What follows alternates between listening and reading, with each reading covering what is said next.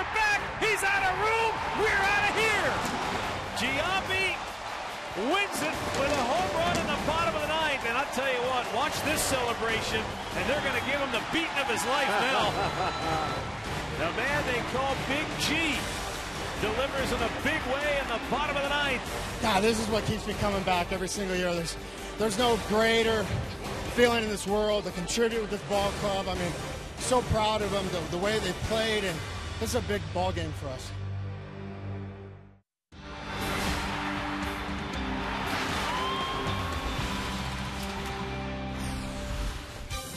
From Progressive Field in downtown Cleveland, it's Indians baseball. Tonight, the Tribe continues their 4-game series against the Chicago White Sox.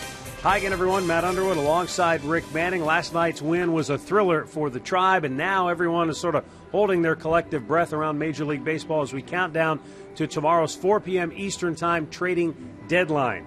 There's a lot of rumors out there right now involving Chicago White Sox starting pitcher Jake Peavy, but up until this point, nothing has happened. However, just in case, Rick, they have scratched him from his scheduled start tonight. Well, then you know there's talks about Peavy going somewhere else. He did beat the Indians earlier this year, pitched a great game after he gave up a solo home run to leadoff batter Michael Bourne and settled in. He's a guy that I'm sure some team would love to have. It's just how much do they want for him in return? Brazilian native Andre Rienzo will make the start tonight for Chicago. He'll be the first Brazilian-born player ever to pitch in a Major League Baseball game. And, of course, Scott Kazmir will go for the Tribe. The left-hander has been on quite a roll for the Indians. Boy, he certainly has. His last 7 games, he has been lights out. A 3-0 record, a 1.60 ERA. He's only given up 11 hits in his last 4 starts, and he's a strike-throwing machine. He's found his arm slot. The one he used to have, his slider's got more bite to it. Very good changeup, and this guy has been pounding the strike zone. He is 3-1 against the Central Division, 5-0 at home. The Indians did make a trade this afternoon, acquiring left-hander Mark Zepchinski from the St. Louis Cardinals, some bullpen depth. Now, left-hander, obviously something that they have been looking for. We'll talk about that more during tonight's telecast. Well, after last night's thrilling win, the Indians fans were dancing in the streets. Now they look to continue their role against the gang from the south side of Chicago. Scott Kazmir will look to keep the Indians in the win column. The play-by-play action is coming up next.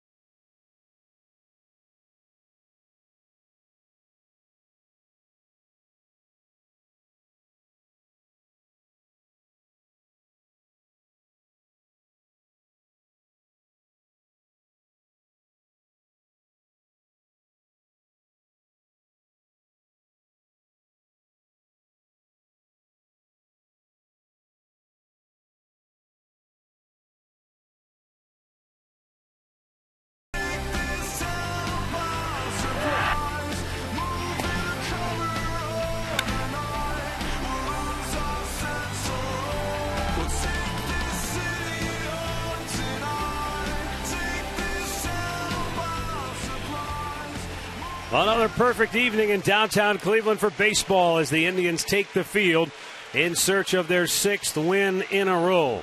They begin the night 2.5 back of front-running Detroit in the American League Central Division. Their opponent, the Chicago White Sox, have lost 4 straight, and they occupy the cellar in the AL Central. Scott Kazmir on the mound for the Indians tonight. And let's take a look at Robin Ventura's starting 9 for Chicago. Alejandro De Aza will lead it off. Alexei Ramirez in the 2-hole, followed by Alex Rios. Paul Konerko will hit cleanup, then it's Adam Dunn. Jeff Keppinger will bat 6th. Dayan Viciedo is hit in 6 straight games for the White Sox. He'll bat 7th, followed by Gordon Beckham and then Josh Fegley. It'll be Scott Kazmir on the mound for the Indians, and he has been on some kind of roll in his last 7 starts. He is 3-0, an excellent ERA, 160. He has given up just 11 hits in his last 4 starts. And I mean, this guy got his last road win in Seattle, but he could have had 4 more prior to that were no decision. So he has been very, very good. Good slider, good changeup to go along with a fastball. He's been able to move in and out. Let's check out the Kia Indians defense behind Kazmir tonight. It stacks up this way. Looks like this. Brantley in left, Bourne in center, Swisher is in right, Chisenhall at third, Cabrera at short, Kipnis is at second. Santana tonight gets the start at first because Jan Gomes is behind the plate. Calling the balls and strikes, veteran umpire Bob Davidson. DJ Rayburn is at first. The crew chief, John Hirschbeck, at second. James Hoy down at third. Ready to go tonight. Alejandro De Aza will lead it off.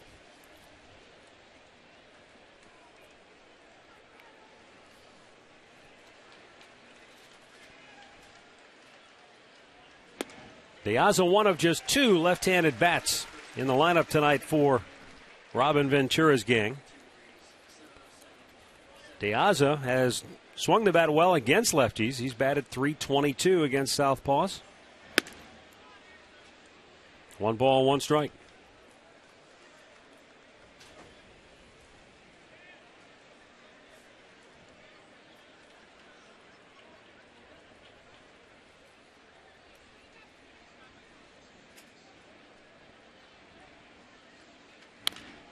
That's fouled off, and it had Gordon Beckham scampering out of the way at the end of the White Sox dugout.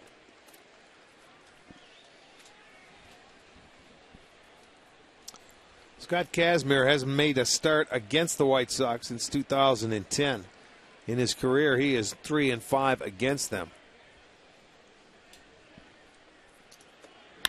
There's a line drive toward right field. That will drop for a base hit. And De Aza aboard to start the game for Chicago. His first hit in the series. Here are the keys to the game tonight, brought to you by Akron Children's Hospital. Well, for Scott Kazmir, we told you he's been on a roll, 7 straight terrific starts. Can he make it 8 straight? We'll find out. And offensively, you look to get the early lead on Andre Rienzo, making his major league debut here tonight. Alexei Ramirez looks at a ball in the dirt.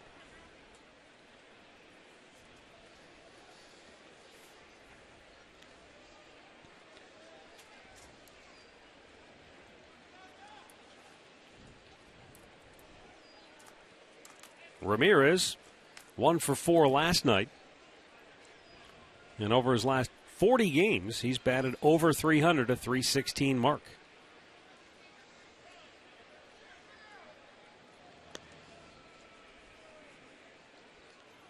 Ramirez, the problems he's had this year have been when he's out on the field. He has committed 17 errors on the year, and that's a lot of errors when you're talking about a guy who plays in the middle of the diamond. High pop, right center field, Nick Swisher. Tell you what, nice recovery by Swisher. I think he thought Bourne was coming over to take it. He gave up on it just momentarily, but luckily he was able to take over and get it. He's saying, my bad, go over. Even though Michael Bourne's a center fielder and he will call you off, that cannot stop you from going over and at least hustling over to catch the ball. I mean, and he realized, boy, I bet his heart skipped a beat when he looked over and Bourne was nowhere in sight. Still able to catch the ball. Alex Rios steps in now. See, sometimes that's the difference when you're bouncing a swisher, back and forth, playing first, going to the outfield. Normally Stubbs out there, those guys got a nice little relationship going. But you just have to continue to go over and be aggressive as an outfielder, and Bourne will let you know.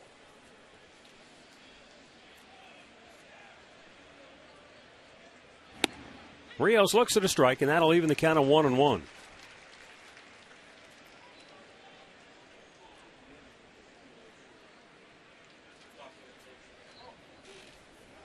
De Aza with a dozen stolen bases on the year. Kazmir does a pretty good job with the run game.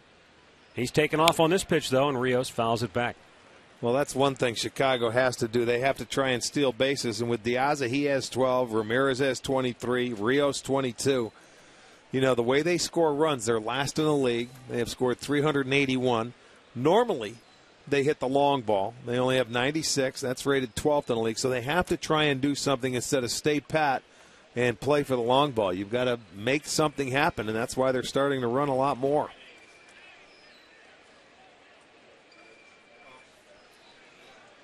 One on, one out, 1-2 pitch. Runner holds this time, and Rios fouls it out of play to the right.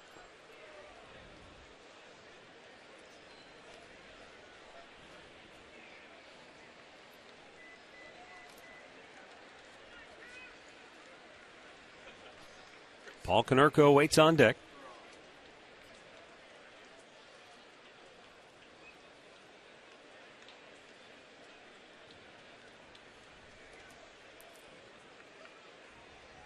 Lob toss over to first. De Aza not far from the bag.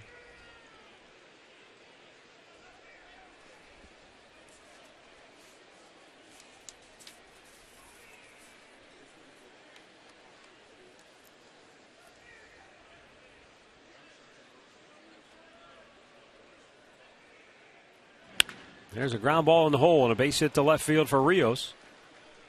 A pair of singles here in the first inning. And Chicago threatening now with one out. That was a changeup right there that Rios got a hold of and found the hole. Look at it on our Nissan pitch tracker. Wasn't bad. It was away and it was down. And Rios just got enough of it and he gets it through the infield. So first and second now with one out. Yeah, the time to get Kazmir is try and get him early. First 3 innings, his ERA this year is at 4.53.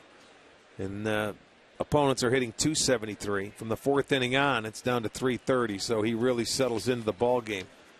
They're trying to get him out of his rhythm early. Up high with a pitch to Paul Konerko. He was 1 for 4 last night in the 8 games he's played since coming off the disabled list. Konerko has 6 hits and 27 at-bats.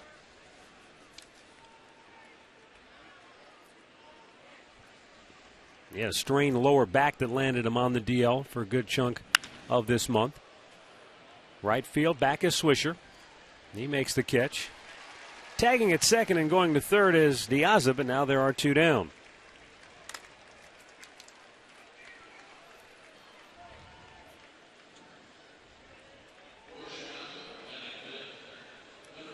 Our Firestone Complete Auto Care Extra Mile Index. In the month of July, the opposition is hitting just $157 against Kazmir coming in. Chris Archer at Tampa Bay holds the best mark at a 140 average against, and you see Justin Masterson also among the league leaders.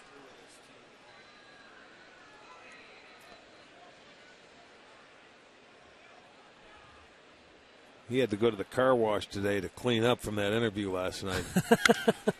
There's a drive into the gap in right center field. White Sox will play from in front tonight as De Aza scores. Coming around third, Rios being waved home. He'll score 2. Adam Dunn delivers with a 2-out, 2-run double, and Chicago takes a 2-0 lead. He plugged the gap with a ringing double up the alley. He left that fastball up and out over the plate. The big man got some extension and found the gap. The White Sox had 3 doubles and a triple in last night's game. Well, they're going to start with a double here that drives in a pair for Dunn, his 65th RBI. So Chicago strikes first, 2-0. That ends the Indians' streak of scoring first in 16 straight games.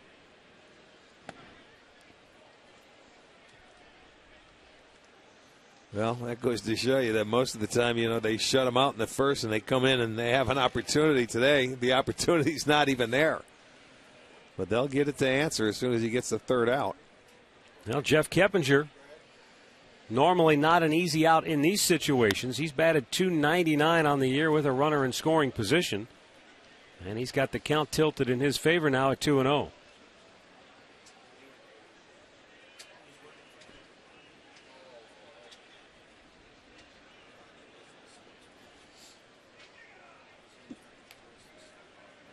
Keppinger taking, it's in there for a strike.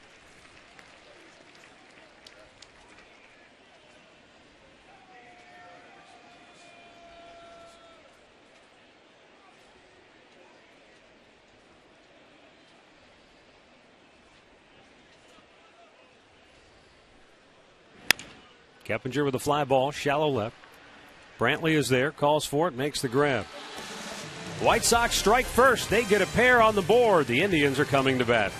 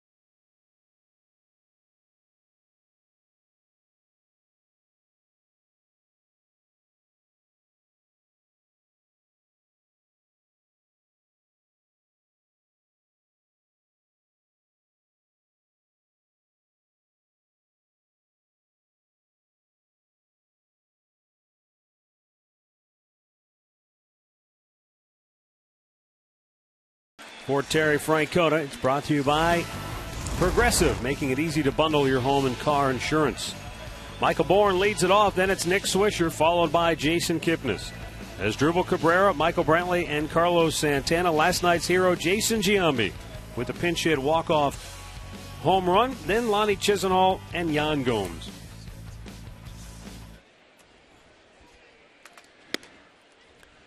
Michael Bourne takes a fastball, and it's in there for a called strike. That's the first major league pitch for Andre Rienzo. Brazilian-born pitcher. He's the first Brazilian native to pitch in a major league game. Michael Bourne fouls it back.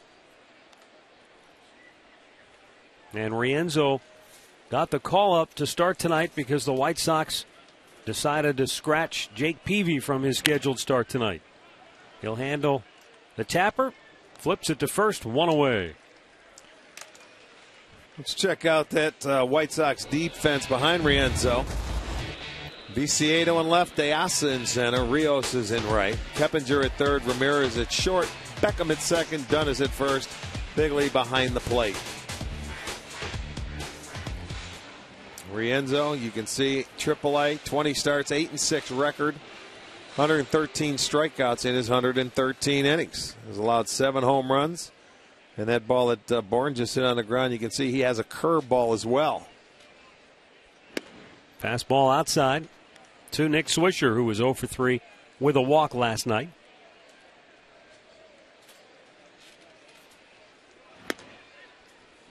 Two and 0 the count.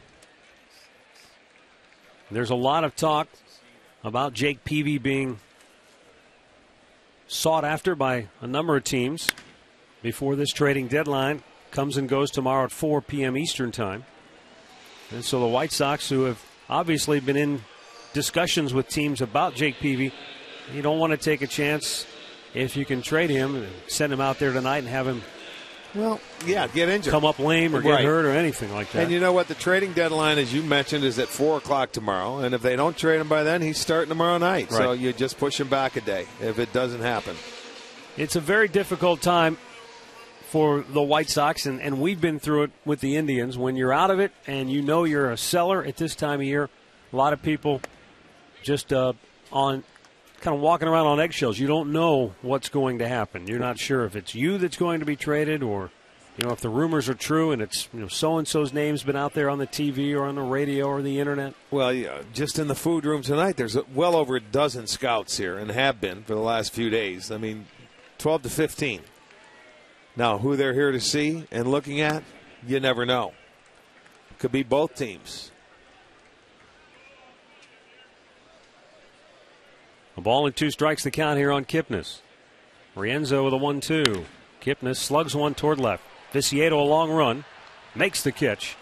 And the Indians go 1-2-3. After an inning, it's Chicago 2, Cleveland nothing.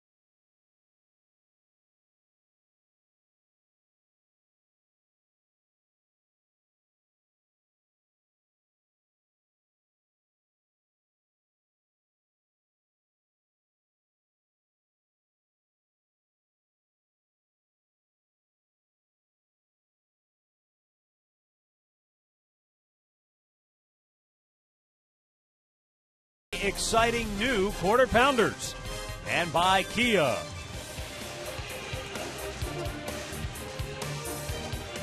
Two 2-0 Chicago leads it as we go to the second inning.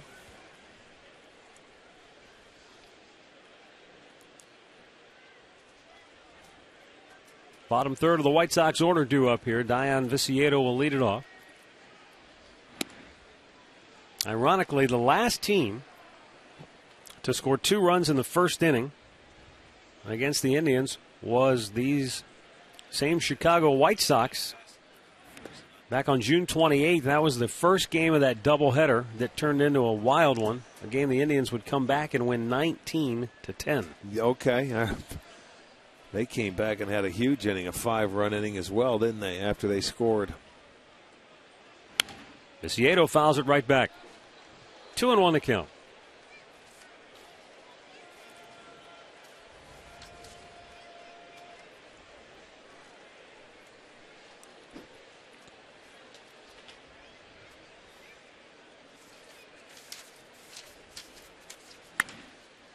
Bloop towards center.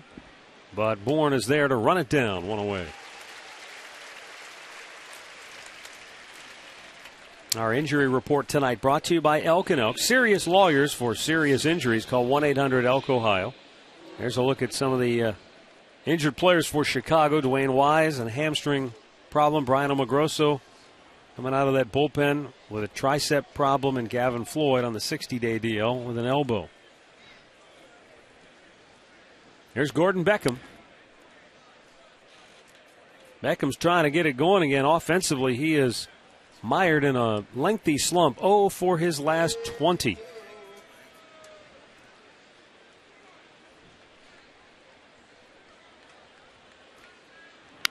Not a play.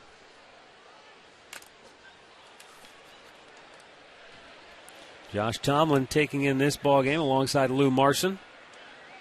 Lou on the DL along with Tomlin, who's recovering from Tommy John surgery, but Josh just recently pitched in a game. Beckham will snap the 0 for 20 with a base hit toward left field.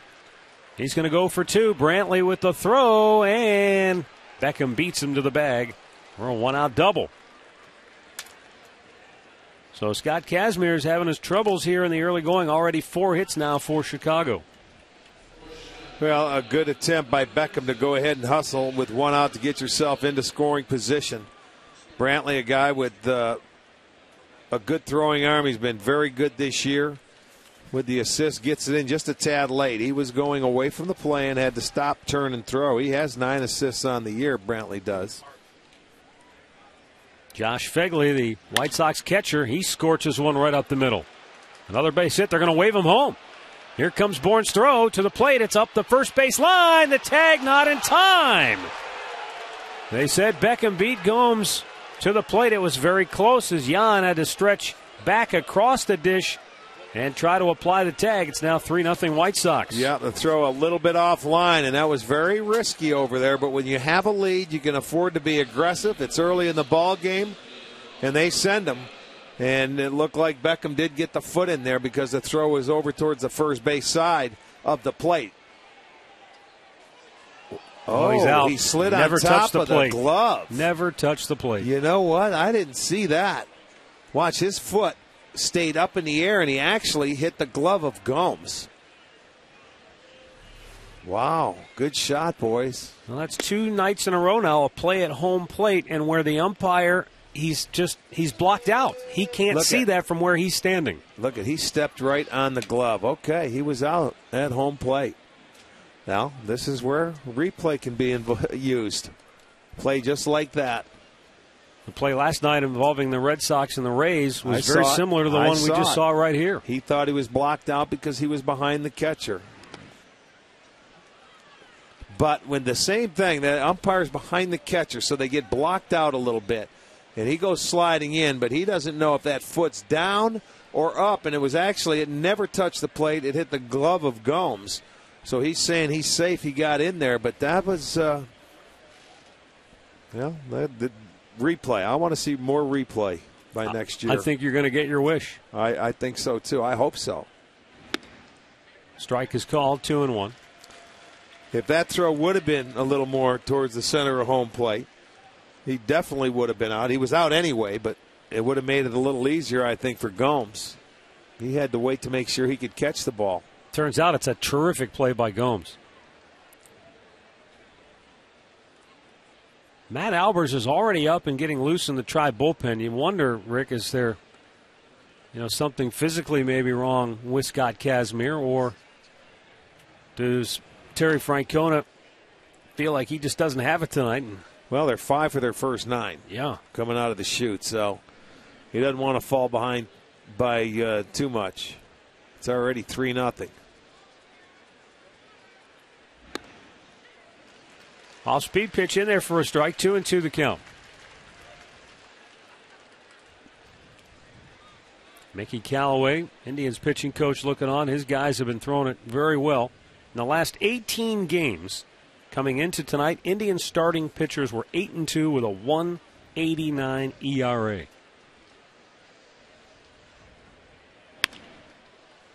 Flipped out of play the other way.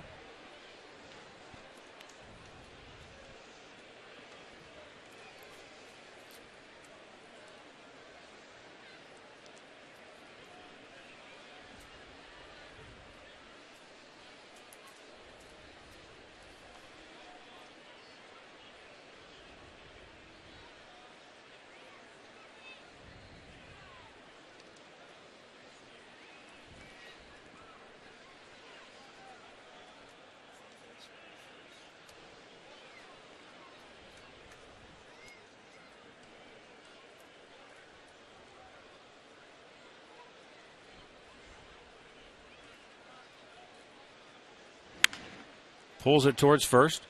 Santana will step on the bag for out number 2. Josh Figley goes to second base.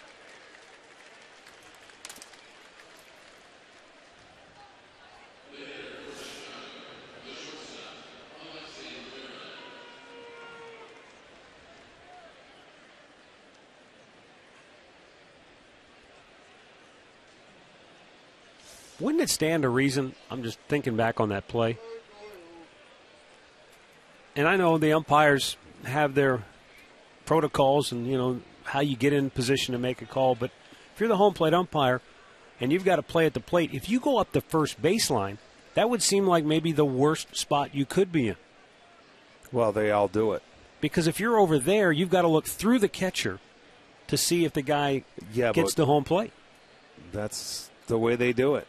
They all go to that side. Mm-hmm. Every one of them. It's like the umpire at second base for stolen bases. They're on the infield cut of the grass. They're always behind the guy. Always behind it. You know, as he's diving into the base. There's a chance you could get blocked out no matter where you go. There's always No that question. chance. Just seems like you'd be more likely to happen if you're over on the first base side. You get replay involved into some of it, and you get a good look, and if you can truly see it, and it's conclusive, then you could change it if you are blocked out. I mean, that's bang, bang. We're showing you slow motion. Those guys get one look, and it's full speed, and, I mean, they are right most of the time. Yeah, More times than they are not. So, I mean, you know, you can't fault them. They're human. There are going to be mistakes made. And that was a close call. I didn't see it the first time. I thought he slid in safe when I saw it with my own eyes until we looked at the replay. A 1-2 pitch. Out of play. You know, with the cameras and as many cameras that are in the game now, these guys have a tough job. And I think replay will help take some of the pressure off of those guys. Besides just fair and foul and home run calls.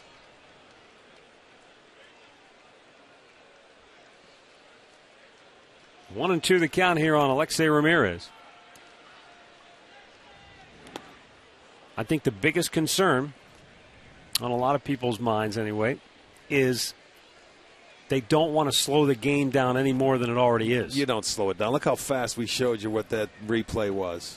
That's us. How are they going to implement it so that it doesn't take 3 minutes to get it done? There's ways.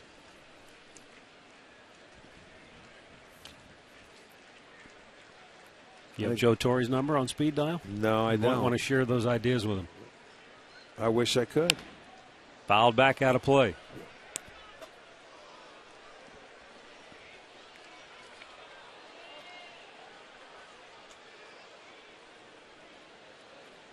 Some of the times, by the time you're done arguing on calls that you that are made and people don't think they're right, what difference is it? It'll be quicker.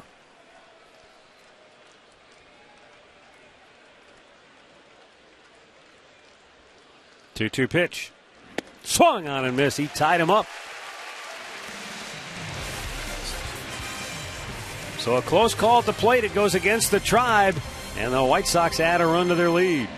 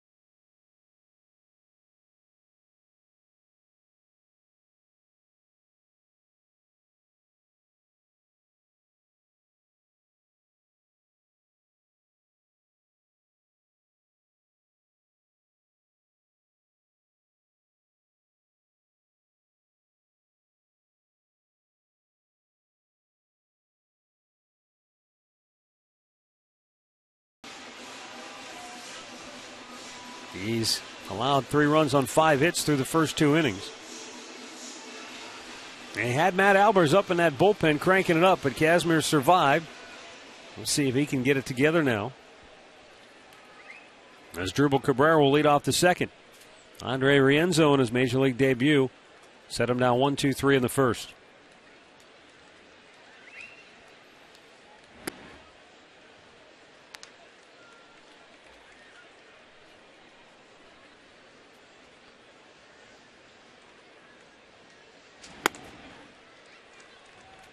Two and 0 the count.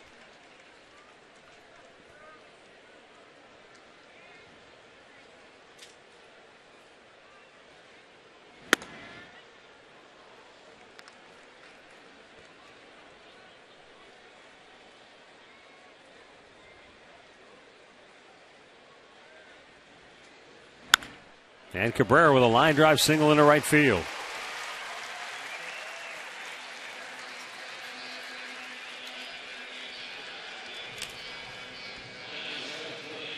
Let's go downstairs and join Katie Witham, who has the latest on the rumors surrounding Jake Peavy of the White Sox. Yeah, Matt, I was in the White Sox clubhouse today, and Jake Peavy took some time to talk with reporters, and each said that no matter what happens in the next 24 hours, nothing will surprise him. And he credits the White Sox front office that's kept him in the loop pretty much the whole time, but he kept bringing it back to the only thing that he can really do right now is focus on preparing to start tomorrow's game. But, Matt, I'll tell you, just being in that clubhouse today, it was a very somber one.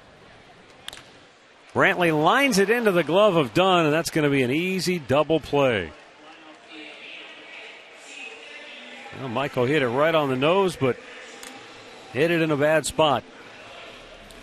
Yeah, line drive right at him. He barely off the bag. He still has to go to a backhand. Catches it before it hits the ground, and he can step right on first base. But the ball was hit right on the nose. Not surprising, though, the attitude or the mood in the White Sox clubhouse. Unfortunately, we've been down that road many times in the past, and it's never easy to kind of come to the realization that the season is what it is, which is not going the way they wanted it to, and knowing that you're already kind of looking ahead and rebuilding for the future. You know, compared to the years ago, there's so much media now. And I mean, everybody's talking about it, talk shows, who's going speculation. And, you know, if you're paying attention to that, if you're a player and you watch it, you can be affected by it. I can understand that. You don't know. You may not want to leave a team even though it's having a bad year, but that's not the nature of the game anymore. Pop to shallow right. Beckham is out. He's called off by Rios, and the Indians are out on just 9 pitches. Through 2, Chicago 3, Cleveland nothing.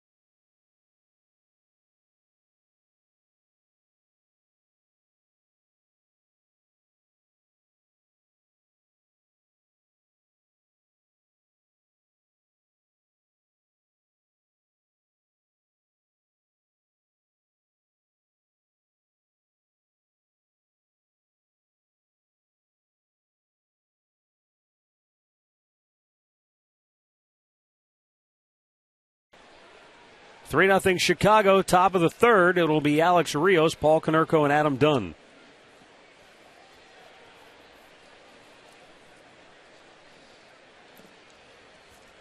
Rios singled to left his first time up. And he fouls this one off toward the left.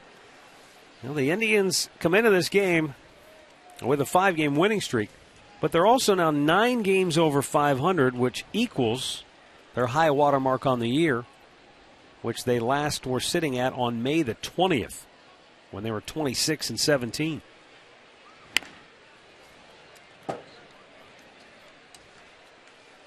They'll have to work out of an early hole to keep that streak alive and get to 10 games over 500. Well, so far, out of his the outs that he has, 8 batters have hit it in the air for Chicago off Kazmir. So you can see he was trying to get inside on Rios early in the count.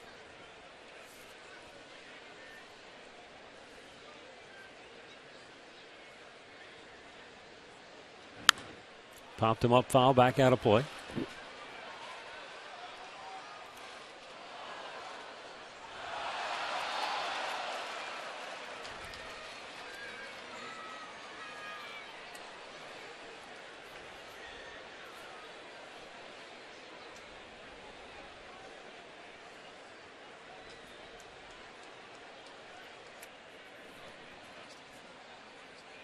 And a fastball strike on the outside corner to ring up Rios. 1 away. Swing for the fences with the new Home Run Derby mobile game from MLB.com. It's available on iPhone and iPad, and you can download it free today. Here is Paul Konerko. Fly to right his first time up.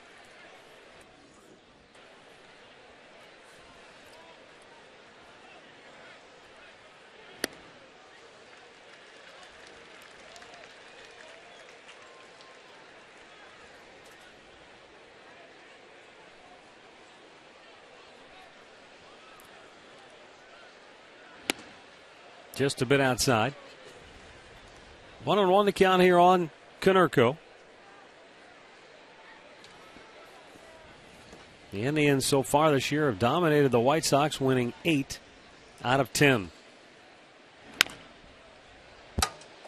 Boy, that's about the third one hit in there, into that camera bay.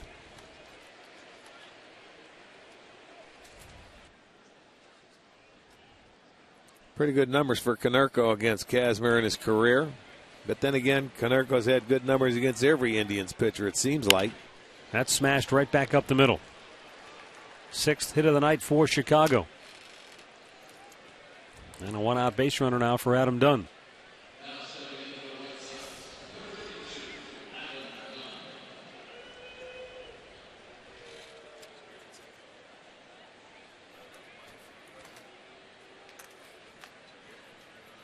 Adam Dunn has been on quite a tear. I mean, if you look at his season numbers, other than the home runs, not all that impressive, but over his last 42 games,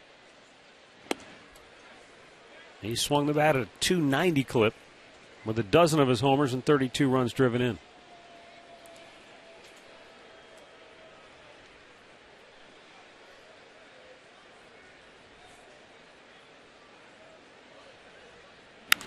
Out of play, 1 ball, 1 strike.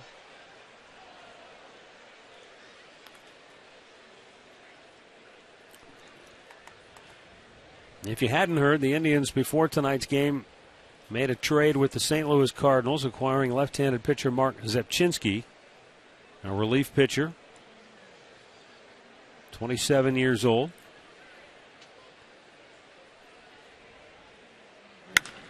High, towering pop to left. Brantley makes the grab, 2 down.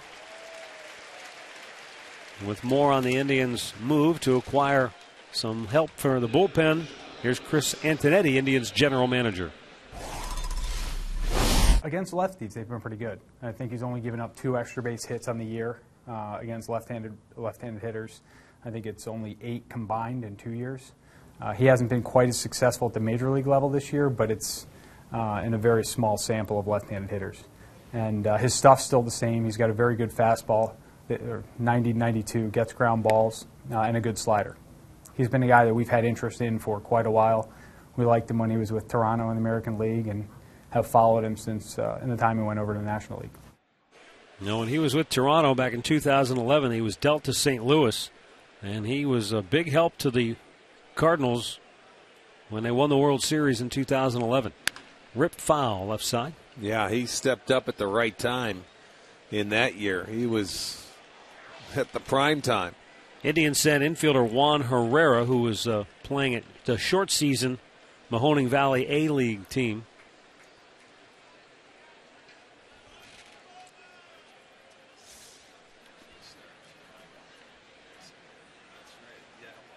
The 0-2 pitch, and that's grounded foul third base side. Zepchinski expected to join the Indians ball club in the next day or so.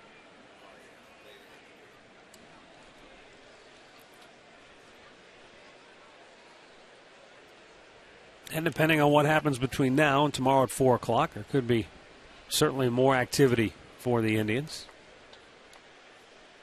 The 0-2, out of play. Keppinger always a tough out.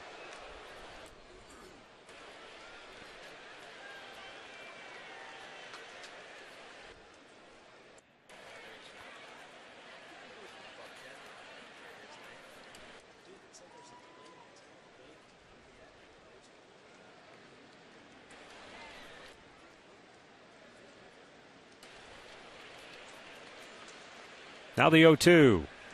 Popped him up. Right near home plate. Yan Gomes ditches the mask. He's got it. Side retired. Kazmir puts up a 0. We'll go to the bottom of the third at 3-0 Chicago.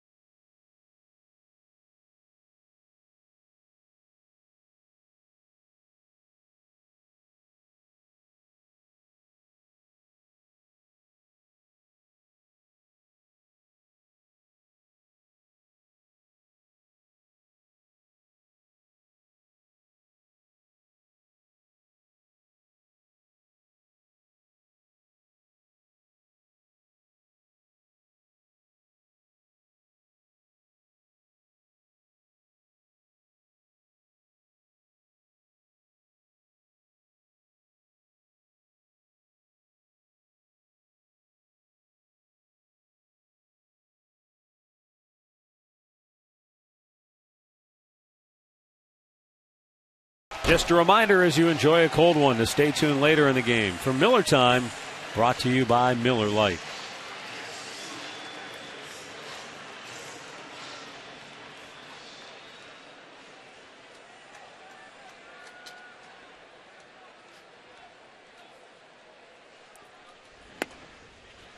Jason Giambi leading off for the Tribe. Last night, his 436th career home run was a game winner in the bottom of the ninth. Our stat of the game brought to you by your Northern Ohio Buick dealers, the oldest player to hit a walk-off homer in Major League Baseball history. How about that?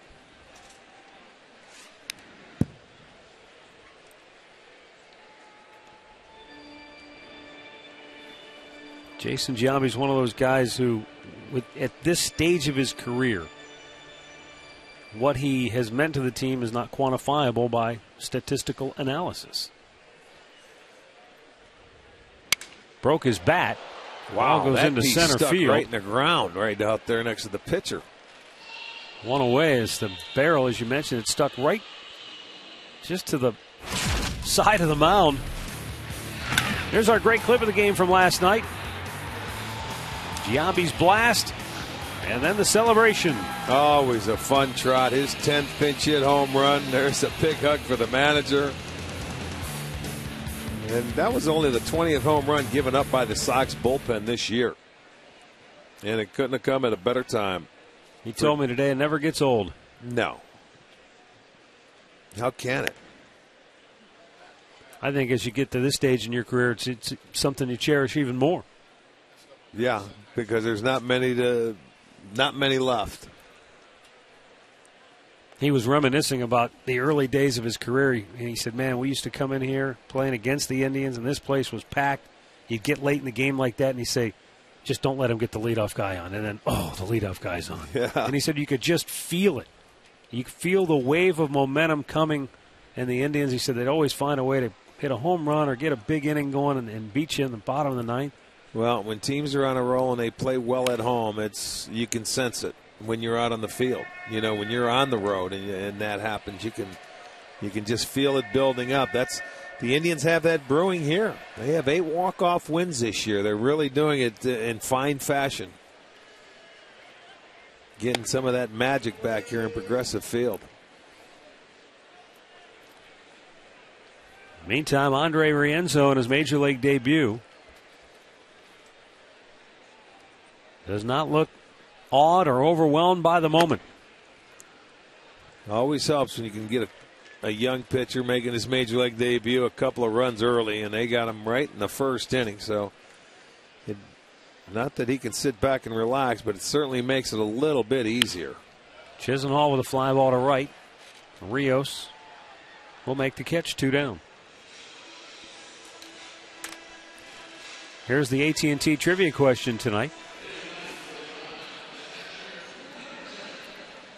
3 players in Indians history have hit a walk-off homer at age 40 or older. Who are those 3? We'll have the answer coming up later in the game.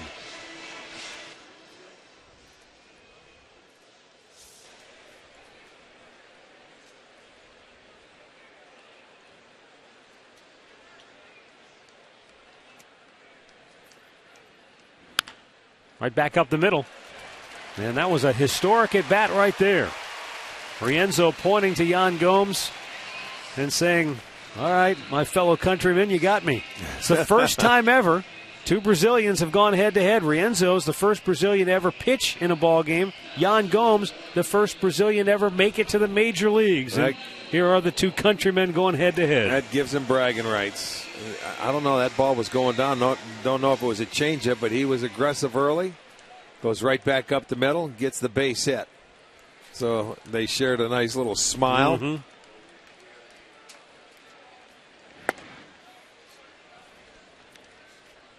Yan Gomes talked about getting a call from Pele. I mean, you have to.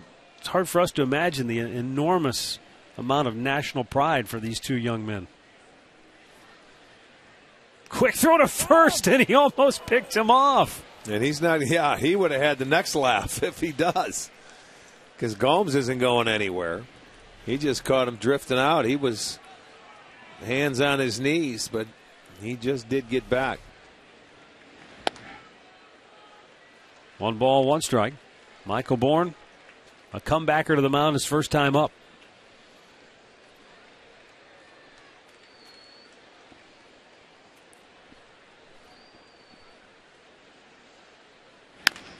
Chopped in the hole. Ramirez trying to go to second. What a stretch by Beckham. That was a very close play, but Gordon Beckham, making like a first baseman, went to the stretch, and the side is retired.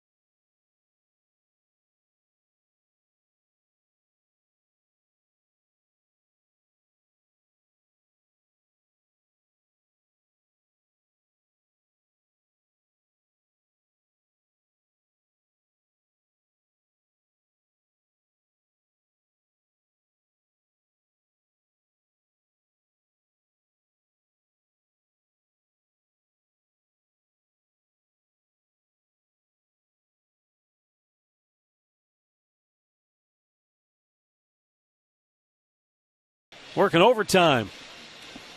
Well past fourth. And here's our AT&T U-verse rewind. Watch Michael Bourne's throw. It's a little bit offline, but Gomes does a nice job to go across the dish. He applies the tag, and you see the foot of Beckham never touched home plate. He stepped right on the glove of Gomes, and he should have been called out, but he was called safe. Well, that was the third run. Didn't realize his foot came in. If it stayed on the ground and had the plate, it would have been fine, but it did not.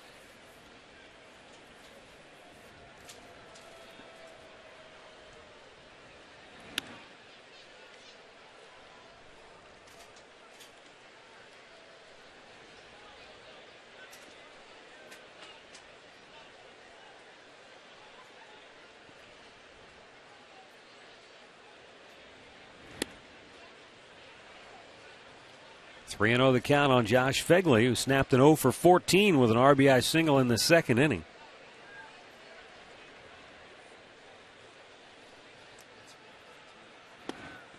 Funny, when you think back on it, in that inning, when Beckham scored the run that should not have counted, he broke an 0 for 20. Fegley broke an 0 for 14. Full count.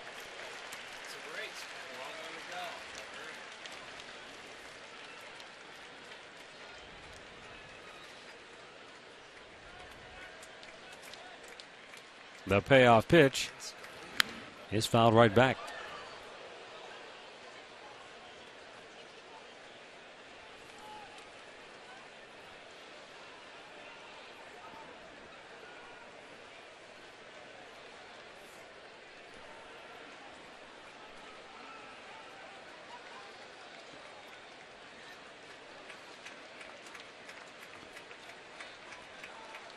Now time called as Kazmir and Gomes will go through the signs once again.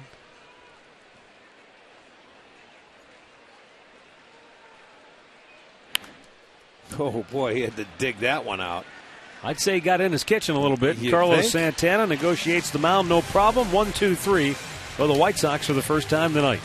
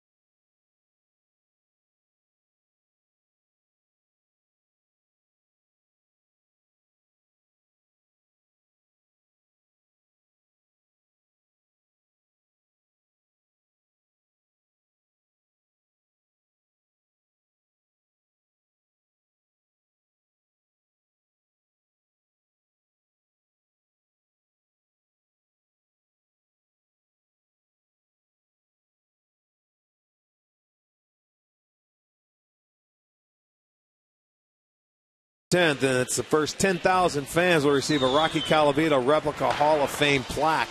It's also the second night of the Rockin' Blast, and it's all courtesy of Progressive Insurance. So log on to Indians.com for your tickets. We're on a short little jaunt down to Miami for 3 days, then we head home for a week.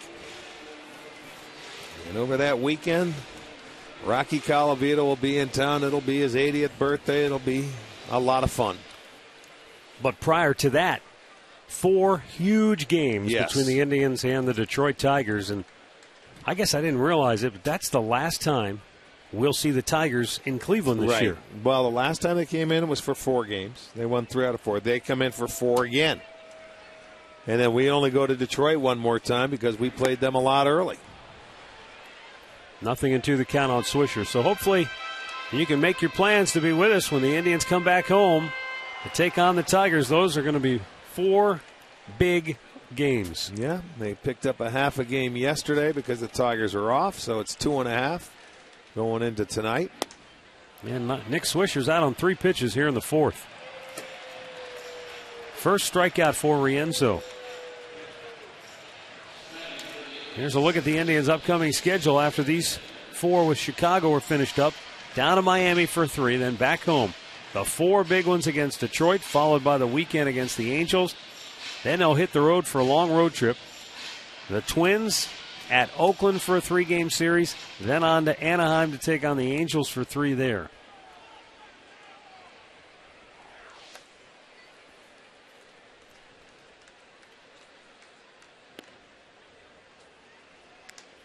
Jason Kipnis flied to left his first time up.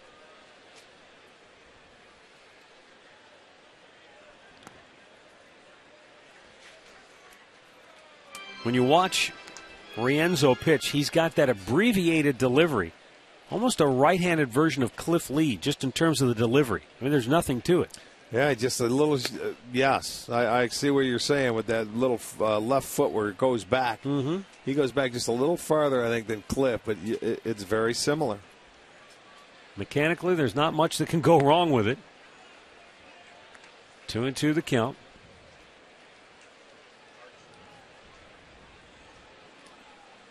Rienzo has had 6 0-2 1-2 counts on the Indians so far, so he has done what he has to do, pitch from in front. He struck out 2 in a row here in the 4th inning. Right now on FoxSportsOhio.com is Travis Benjamin ready to contribute for the Browns. Ohio State's Carlos Hyde gets some good news. And will the Indians make a bigger splash than the one they made today? They dealt for a left-hander, Mark Zepchinski, but will they make a bigger move before the deadline tomorrow? It's all on FoxSportsOhio.com. As Dribble Cabrera singled his first time up.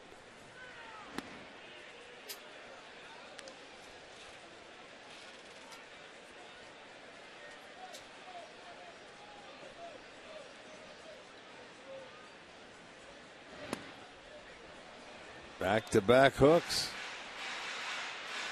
Looks like he's really into a rhythm right now.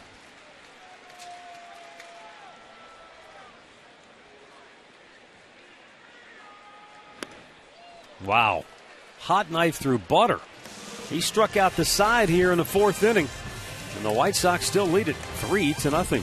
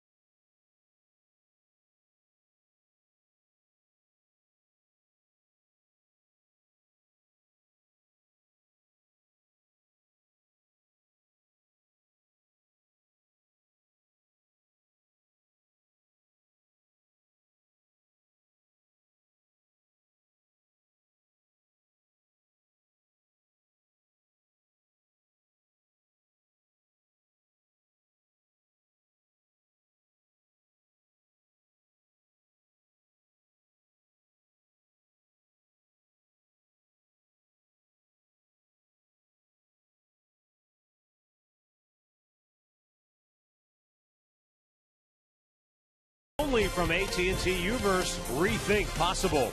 And by your local Toyota dealers. Toyota, let's go places.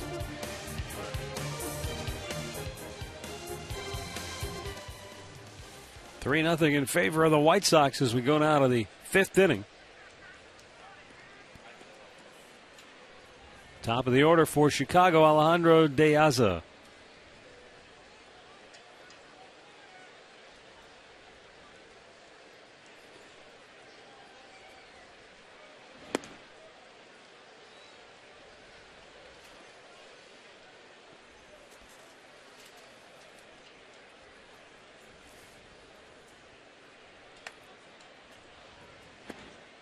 Caught the outside corner.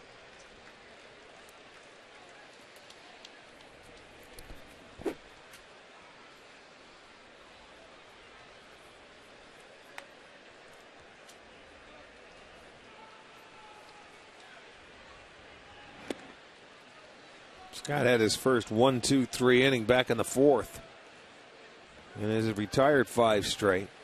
Came up, it seemed like he didn't really have a lot of command early in that first inning where they were able to get 3 hits.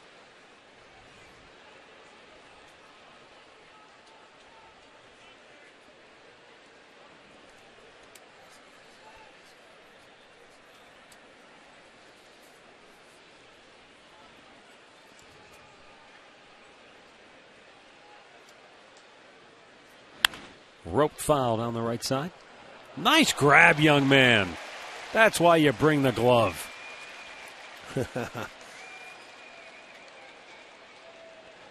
And they look like Sox fans, too. So he brings his glove, makes a nice play. Nice catch, goes home with a souvenir. Kazmir's 2-2. Piazza ropes it into right field. Leadoff man aboard for Chicago here in the 5th. That snaps a string of 5 in a row set down by Kazmir. Get ready for Fox Sports 1, America's new 24-hour sports network. Fox Sports 1 will be your home for live sports, news, highlights, and shows that only Fox can bring you. America's new sports network is Fox Sports 1 coming August 17th. Alexei Ramirez 0 for 2 on the night.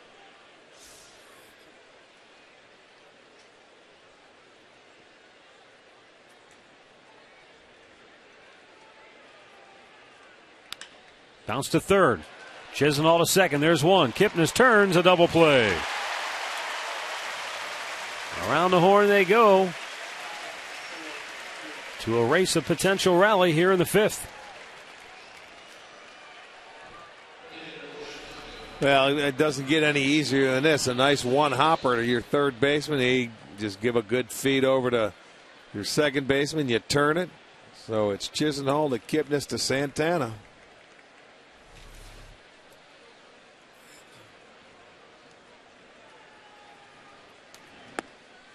Alex Rios takes a strike. The Pittsburgh Pirates took over first place in the National League Central Division from the reeling St. Louis Cardinals. They beat them 2-1 today. Cards have lost 5 in a row now. And there are rumors that the Pirates and the White Sox have been talking about a trade involving this guy, Alex Rios. The problem, according to the reports, is the money still owed to Rios and how much the White Sox would be willing to pick up in a potential trade. That's always, I think, the toughest thing when you have to deal now. You have to look at the contracts of the players. Ripped to third, backhanded by Chisenhall. He sets, he throws, got him. Another strong inning of work for Scott Kazmir. We'll go to the bottom of the 5th. It's still Chicago 3, Cleveland nothing.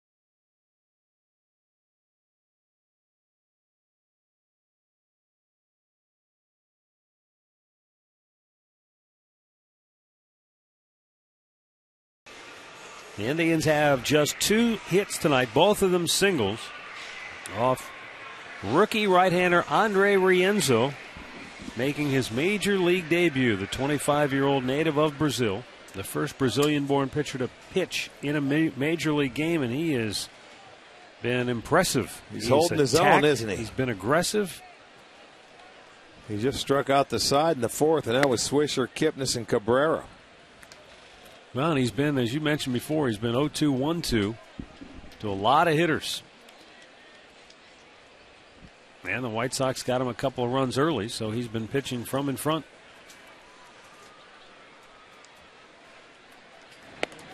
Outside with a fastball, and the count 1-1. 11 out of 14. First pitch strikes for this young man.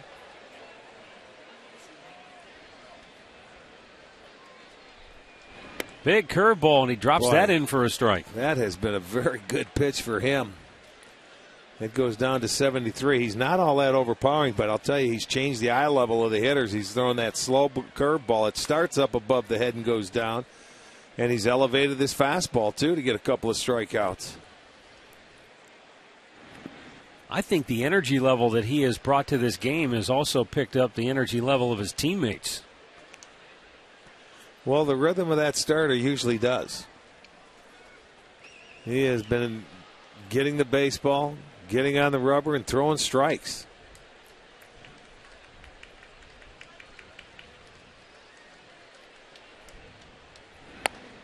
Down and in, full count.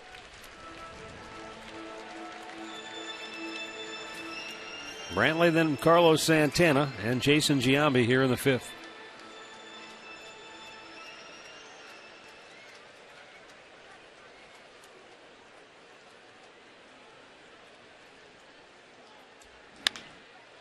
Bounced foul, first base side.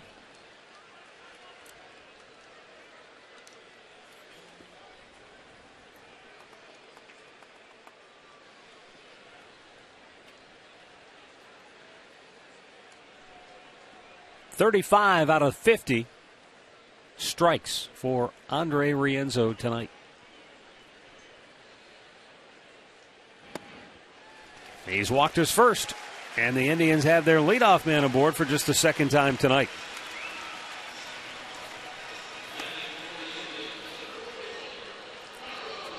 Well, 2014 season ticket renewals are coming soon, and the investment as an Indian season ticket holder remains among the best in baseball.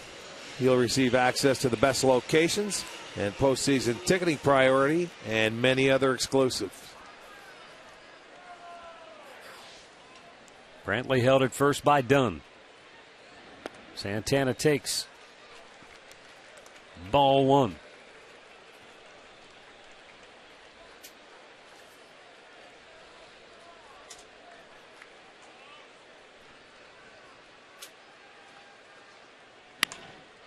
Taylor made, but it ate up Ramirez, and everybody's safe.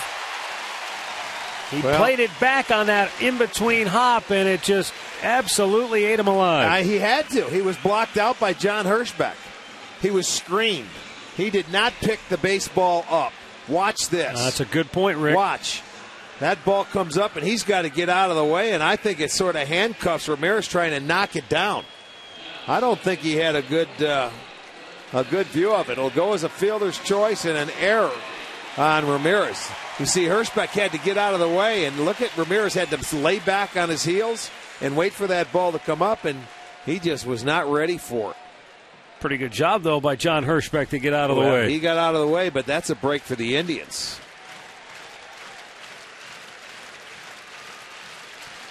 Can they take advantage of it? Giambi looks at a ball up high. First time tonight. Rienzo's had some trouble to deal with. Yeah, we'll see what he does out of the stretch like that. You're right with situations, but I thought it was going to be a double play ball. And the Indians catch a break. Giambi takes a strike. It's 1-1.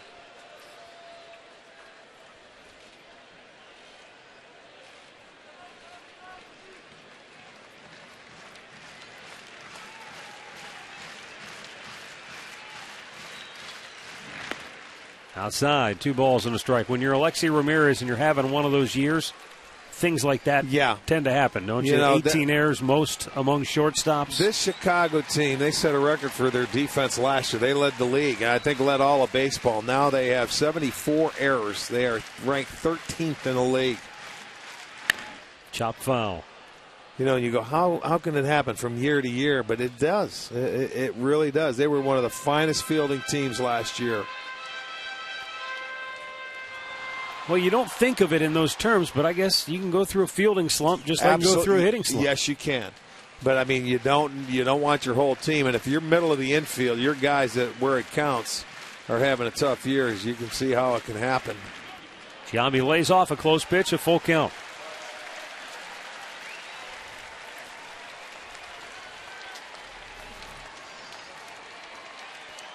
Okay, he kept the hands back. You talk about this team defensive. They only made 70 errors all last year. That was their 74. Wow. So that's how good they were. Now the payoff pitch to Giambi. Oh, they ring him up. He thought it was high for ball 4. Instead, that is a huge call that goes Rienzo's way. And the rookie in his major league debut gets a big out. He went inside.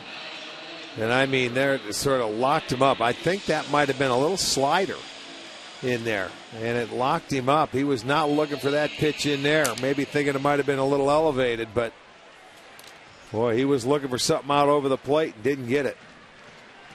Now Lonnie Chisenhall, who flied to right his first time up. Up high, ball 1. Josh Fegley going to go out and talk. Almost wonder if Rienzo, with that quickened pace, it works so well for him, but when you get runners on base, Fegley might be wanting him to just slow it down a tad.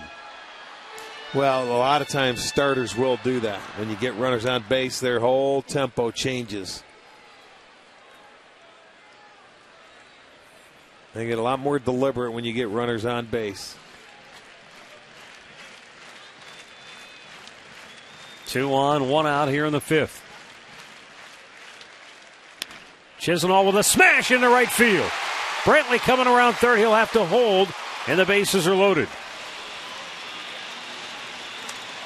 Lonnie Chisenhall just hit a frozen rope into right field. But Brantley had no chance to get home as Rios got to it quickly because the ball was hit so hard. Well, you keep it moving.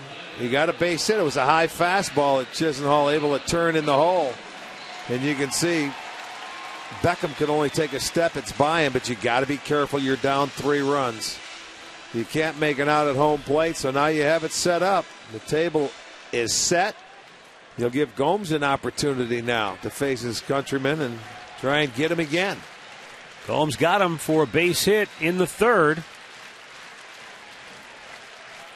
Now a chance to do some real damage with the Indians down 3.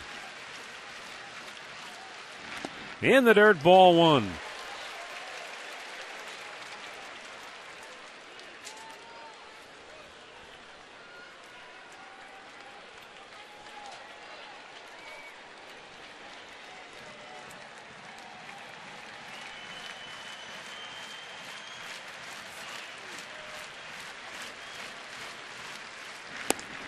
Down low, 2 balls, no strikes.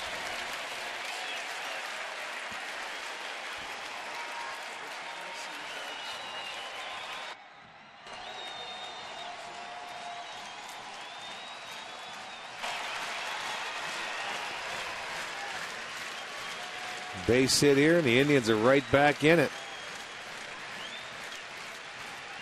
2-0 pitch. Just a bit outside. 3 balls. No strikes. Check it out. He wants to throw that fastball just a little bit away. Doesn't get that call. He may look in and say, where was it? But now he's got to go in there. Ball 4. The Indians are on the board, and the bases are still loaded. Gomes will pick up his 24th RBI on the year as Brantley comes home to score. 3-1 ball game now. And Michael Bourne coming up as Don Cooper, the pitching coach, goes to the mound. Yeah, second walk in the inning, and I think that pitch right there that just missed really upset him a little bit.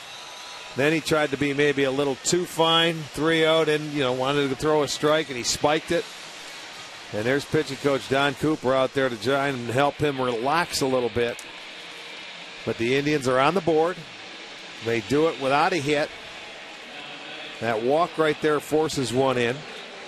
Now it's going to bring up Michael Bourne, who, if you remember, his last time up, he hit a ball in the hole between third and short, and Alexi Ramirez made a sensational play to not only get to it, but turn and spin and throw to force out Yan Gomes at second base to end that inning. Yeah, he wouldn't have been able to get Bourne at first. Chopped to first, done. Goes to second, there's one. The return throw, not in time.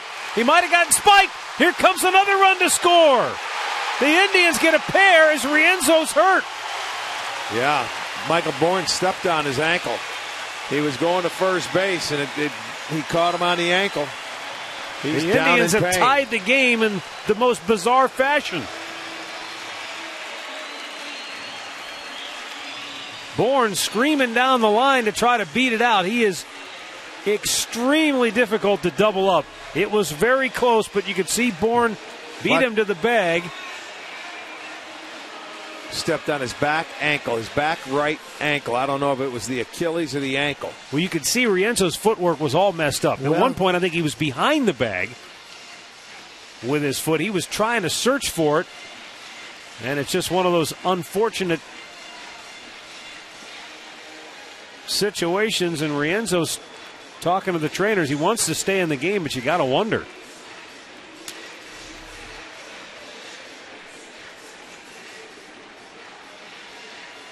So the speed of Michael Bourne and the fact that Rienzo was hurt and didn't realize that Lonnie Chisenhall was screaming around third and coming for home, he's able to score.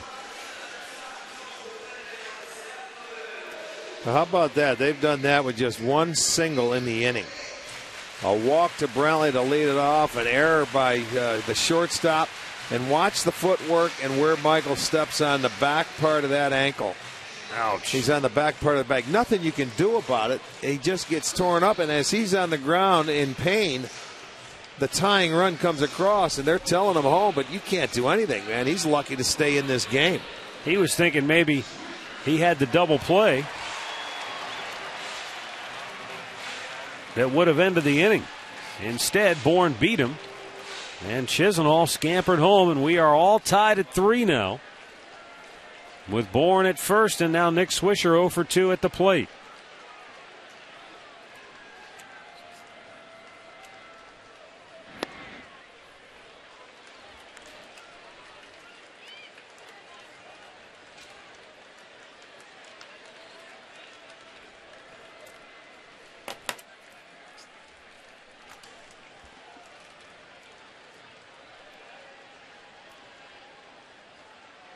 Upstairs with it.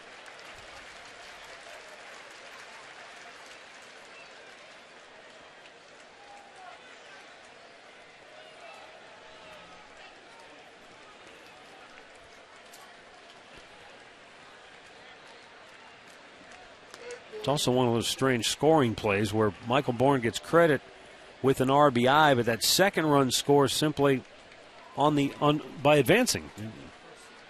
No error, and yeah, not in that situation. There's nothing you could do. Out of play to the left. And a count 1-2. Well, Rienzo, who cruised through the first 4.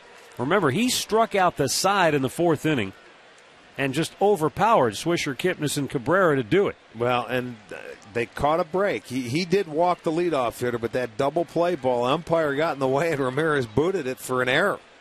That left the first 2 guys aboard. He struck out Giambi on a beautiful pitch. Chisenhall got the base hit to move it up. You had the bases loaded.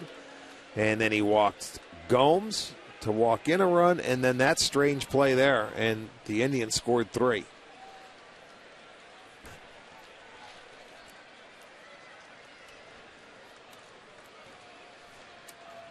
One-two pitch. A little bit low, and that'll even the count.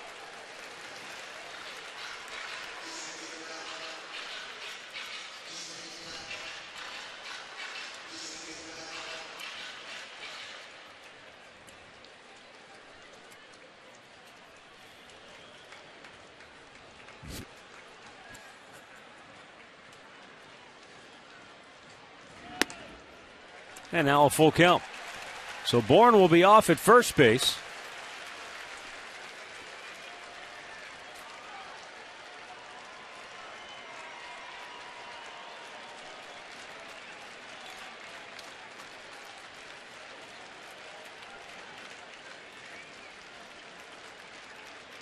He takes off. Swisher lines one toward left field. Viciedo over near the line to cut it off. Bourne coming around third. He'll be stopped there. Going to second base is Swisher. And the Indians have him at second and third with 2 down here in the 5th inning. Nick Swisher picks up his 17th double of the year. Nice piece of hitting. Just went right with it. I mean, that swing right there. I wish, you could bottle that one. Show Nick that swing right there. He stayed on a pitch, down and away. Bourne was running. That was really picture perfect. And he's just going to continue to go to second base. They throw to their cutoff man. And really, they don't even have a chance. They just held it. What a great swing that was. It's only the second hit in the inning, but already 3 runs in, and a chance for the Indians to take the lead now if Jason Kipnis can come through. He's 0 for 2, though. Fly to left in the first, struck out in the 4th. Checks on a ball downstairs. He did not go.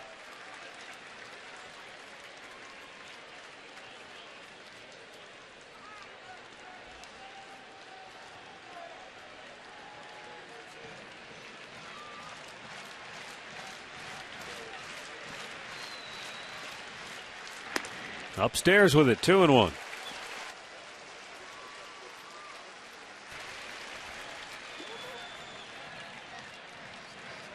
David Percy up in the White Sox bullpen.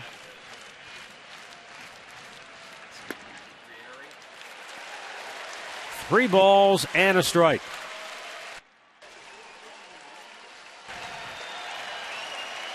.32 pitch inning for Andre Rienzo. And a 3-1 count for Kipnis as this crowd wants to see Kipnis deliver a big hit right here. Instead, it's ball 4 and the bases are loaded. The inning continues for Asdrubal Cabrera, who will bat with the bases loaded.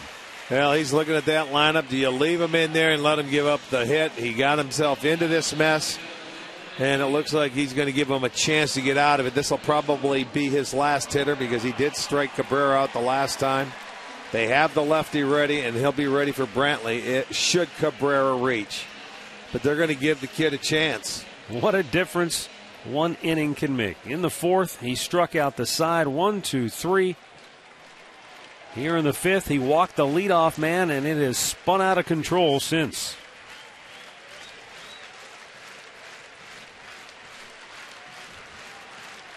Asdrubal Cabrera 1 for 2 on the night. And he takes a strike he does not like to call, and he lets Bob Davidson know it. Davidson hearing it from the dugout as well. He's got him on both sides. Well, my goodness, no wonder. No kidding. I know it. That's why you say something. All right, it's only strike 1. It's not strike 3. In the air left field. Viciedo is there. He'll make the catch. That'll end the inning. The Indians leave them loaded, but they come back and tie the game at 3.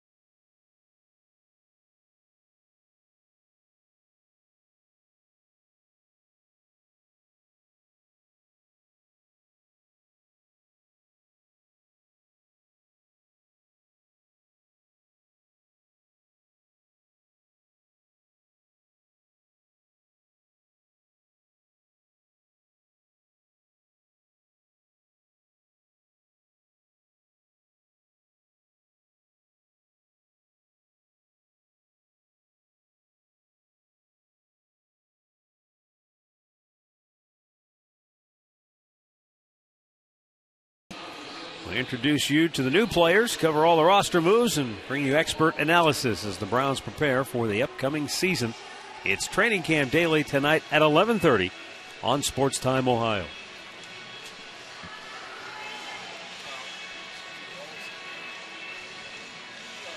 Scott Kazmir out here for the 6th inning. Maybe a few holes in that mound he wants to repair. So, yeah, they're going to go get a few tools. Take a look at our in-game recap brought to you by your local Toyota dealers. Adam Dunn with a 2-out, 2-run double in the first take Chicago to the early lead. They would add a run on a disputed call at home plate. He was out, but he was called safe, 3-0. Then the Indians came back. Close play at first, but Bourne beat him to the bag, and then Rienzo, who was in pain, didn't realize Lonnie Chisenhall was coming around with the tying run. The Indians scoring 3 times in that 5th inning on just 2 hits. A bases-loaded walk and that bizarre play at first base. That was a bizarre play. The kid ended up getting through the inning, although he had to face 9 hitters. But it's a new ball game now, and Kazmir waiting for them to come out and maybe fill a couple of holes that are out on the mound. Well, while they figure out the maintenance here, let's go back to the Hyundai Studios for an in-game update with Al Pawlowski. Hey, man, Rick, pretty good pitchers duel going in Detroit tonight. Washington and the Tigers tied at 1. Base hit by Andy Dirks here, a double. Tied the game back in the 4th inning, so they're even. Strasburg on the hill for Washington. Sanchez for Detroit. Bottom of the 6th, tied at 1. Matt? That can't be Al we're listening to, is it? He must have a frog in his throat. Al, a little salt water maybe. Gargle. That's right. Well, Make it warm, Al. There's the updated standings. Yeah, here at Sports Time Ohio, you got to play hurt sometimes. Boy, that's... Kansas City, and you and I were talking about this before the game, as they wait. I'm assuming they're waiting on the grounds crew. Yeah, they are. But, we talk about so many different statistics during the year, but the one that you and I both like is run differential. How many have you scored? How many have you given up? And for the Kansas City Royals, they're on the wrong end of that, but yet there they are still scratching and clawing right there at that 500 mark. Coming into today's game, though, Kansas City had given up one more run than they had scored this year. And they've had pretty good pitching, though, when it all comes down to it, because you look at Kansas City, although they are starting to go down a little bit now. No, I'm sorry, they're second in the league in pitching. So their offense has not been what everybody thought it was going to be. No home runs. They don't hit the home run ball. Right. But they have a chance to get over the 500 mark, and we'll see.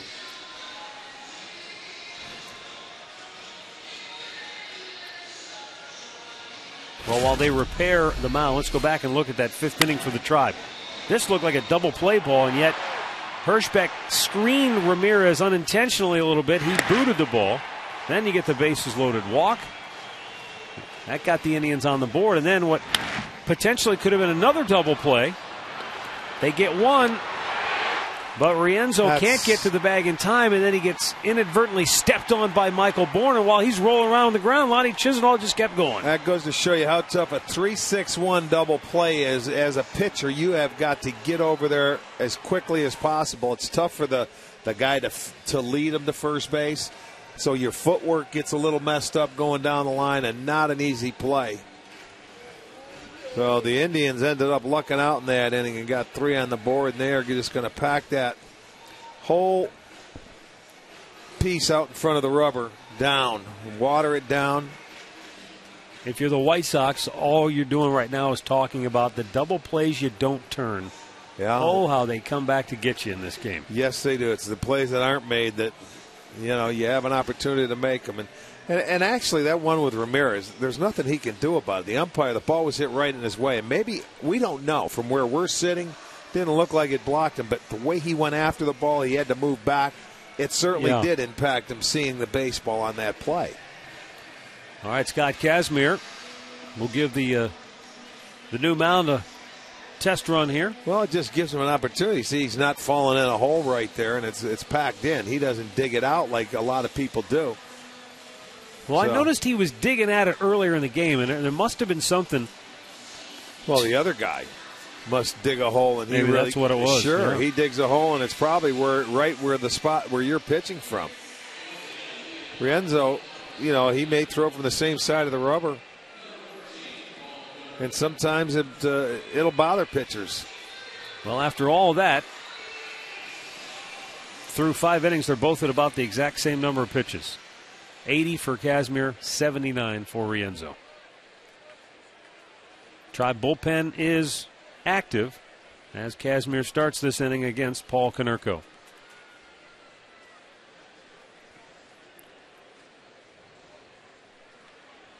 Kazmir got off to a little bit of a rocky start in this one, has retired 7 of the last 8 Chicago hitters.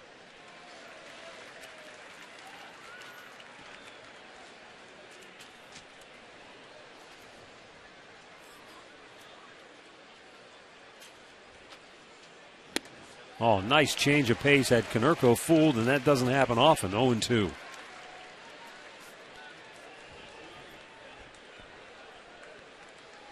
Well, he'll step out and readjust now with 2 strikes. Now that thought process will be stay on the ball and try and go the other way.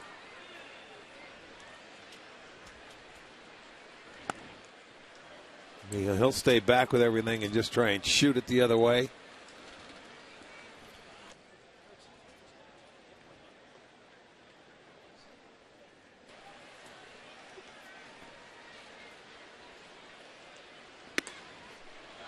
Wow.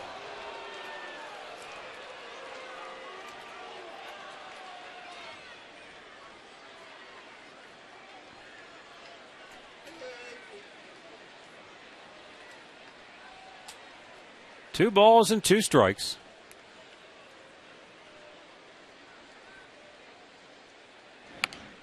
Checked his swing. Almost like a bunt. Gomes can't get the throw off because Kazmir was in his way. And are you kidding me? Paul Konerko just got an infield single. Mark that one down. Yeah, no doubt. Well, it was a communication breakdown here. Both of them could have made the play. You got one of the slowest runners in the game. Now, Kazmir wants to make the play, but Gomes doesn't let him, and he didn't have a grip of the baseball, and he just ended up holding on to it. They both could have made the play, but someone's got to call the other one off.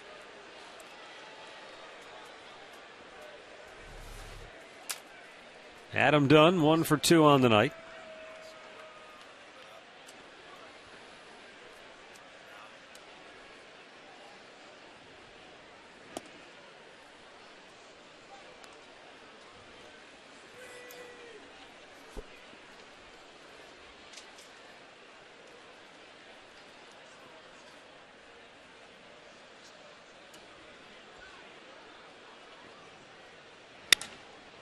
Bloop toward left. That's going to drop for a base hit. Brantley will have to play it on a bounce. Might have broken his bat.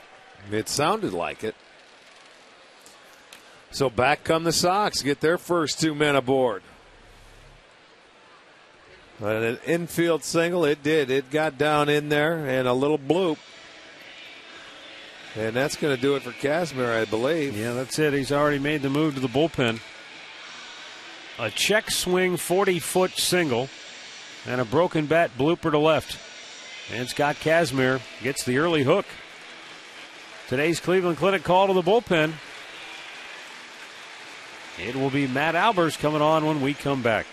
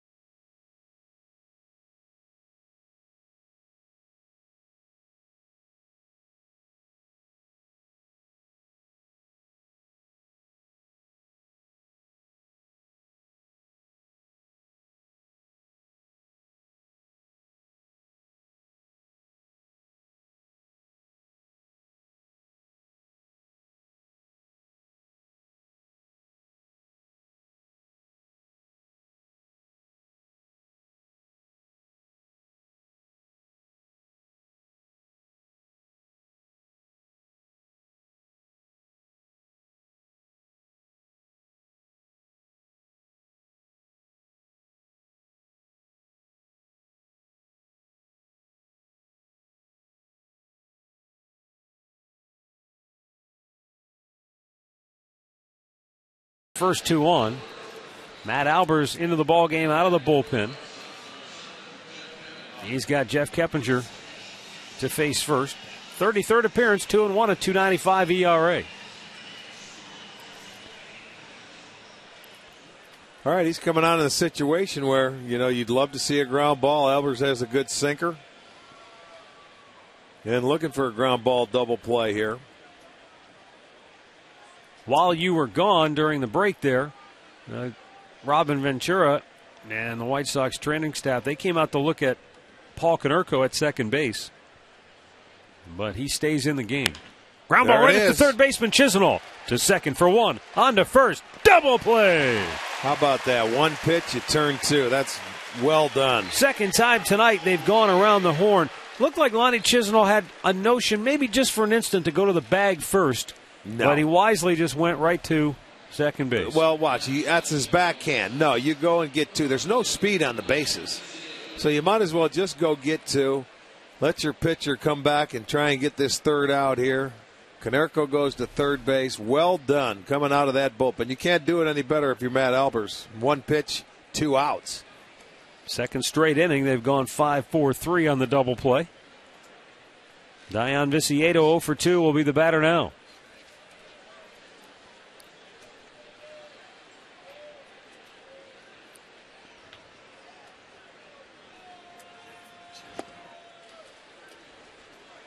They came out to look at Konerko. I didn't get to finish that thought because he was out there at second base and he was stretching head to toe and looked like he was trying to get his hamstrings loose. So I think they went out to look at him and say, "Are you okay?" Because he's just coming off the DL 8 games ago with a back problem. He doesn't leg out many infield hits, which he just did a couple of moments ago. But they looked him over and deemed he was okay to stay in the game. 2-0 the count here on Viciedo. Guy with a 6-game hitting streak coming in. 11 hits in this last 23 at-bats. Chop towards third. It's a foul ball.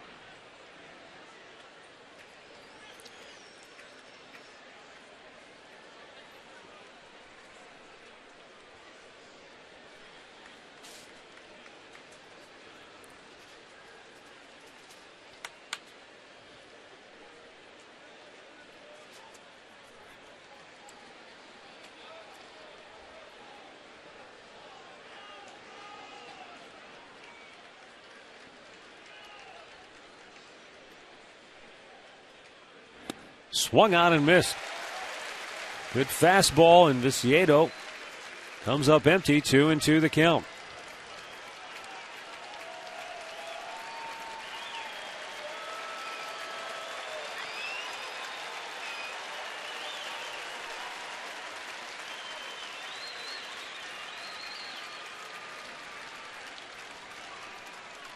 And the 2-2. Bullet off the glove of Kipnis, and the White Sox regain the lead. 4-3 Chicago as Viciedo comes up with a 2-out RBI single on a 2-2 pitch. Talk about a bullet that was. That almost knocked Kipnis over. He got leather on it, but it was hit so hard. I mean, that ball was rifled. He gave him a little swinging room. And look at Kipnis. He took a step, and it goes off the end of his glove. So they get a big 2-out base hit. They take a 4-3 lead. That run will be charged to Scott Kazmir.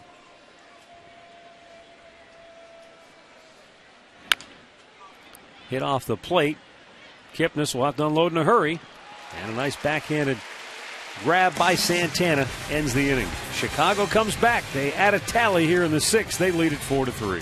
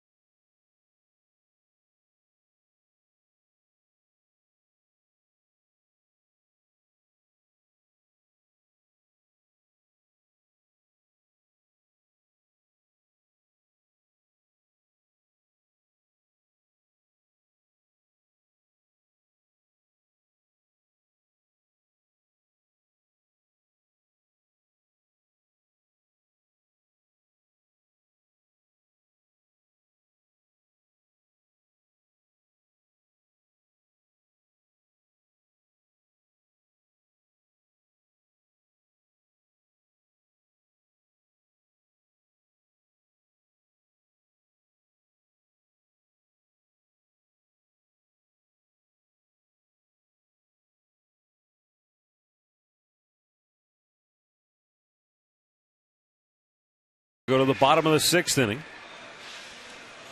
Michael Brantley will lead off for the Tribe, and Andre Rienzo in his Major League debut. Scoreless through the first 4. The Indians sent 9 men to the plate in the 5th and scored 3 times to tie it at that time. And now Rienzo back out here for the 6th. He walked Brantley to start that 5th inning.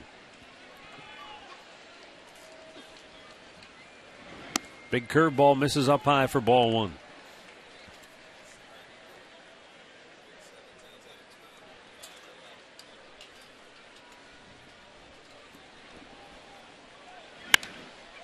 Fly ball to left field. And Viciedo will grab that one away.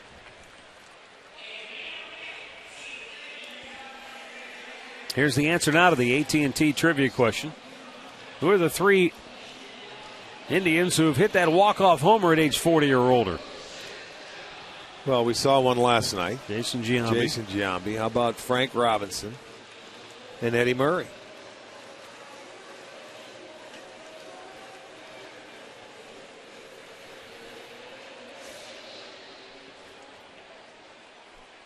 Carlos Santana, 0 for 2 on the night.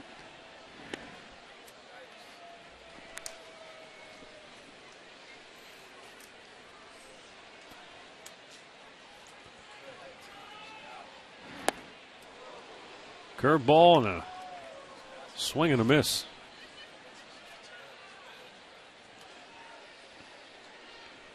Oh, and 2 quickly the count on Carlos. And he's out looking.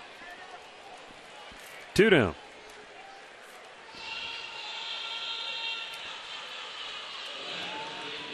Let's go downstairs once again, check in with Katie Witham. Well, Matt, the guys in the Indians clubhouse today told me they were not surprised when they heard that Jason Giambi broke Hank Aaron's record. They said they know G's that old. But all kidding aside, as Drupal Cabrera told me that Giambi's just still that good, and they don't tease him because they respect him that much. And then he added he hopes that when he's that old, he can still do what Giambi does. Well, that's pretty impressive. The way he is still able to swing the bat and turn on a pitch. He's still quick. Still got a quick bat. A lot of times when you get older, you have to cheat, to catch up the fastballs. This guy doesn't have to do that. He is still quick through the hitting area, no question about it.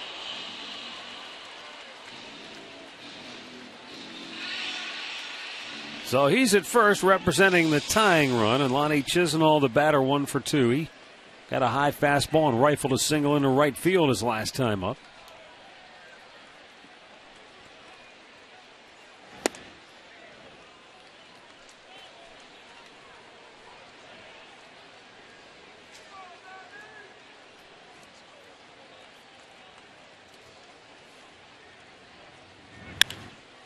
Chisenhall sends one high in the air to right field. Back is Rios, and he'll make the catch.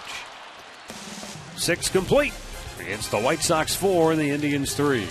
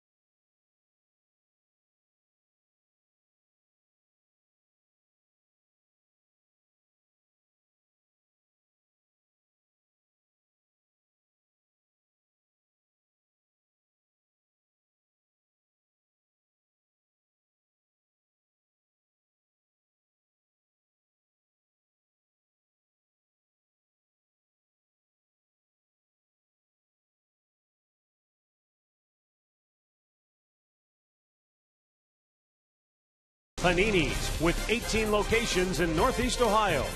And by Levin.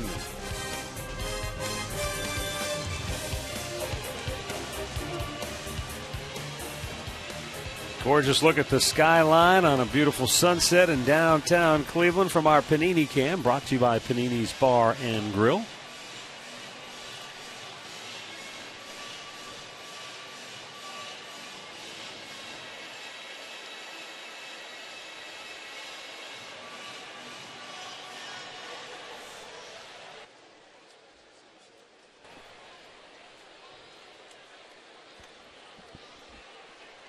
Josh Fegley to lead off this 7th inning now for the White Sox, who lead it 4-3.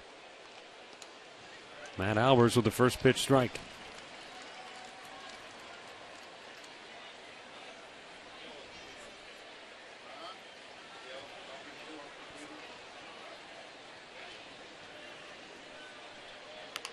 Little tapper out in front.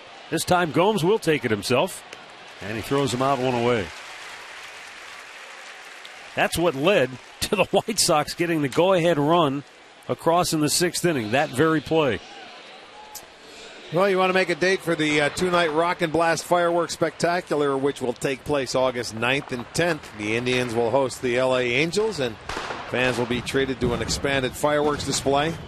It'll pay tribute to the Rolling Stones' 50th anniversary.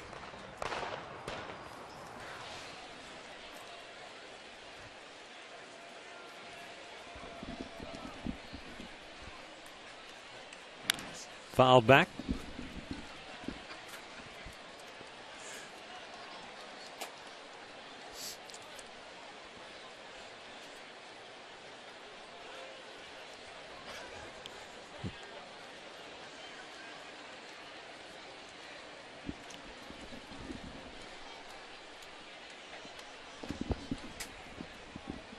Alejandro De Aza down on the count 0-1. Here's the pitch.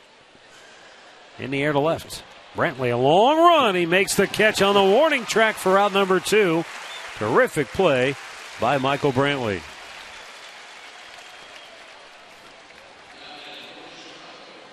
Take another look at Brantley, who got a good jump, and then really, he had the hammer down. He's going full tilt. That ball's going to slice away from him as well because of the left-hander, but no problem for Michael. Covers some ground out there and puts it away easily.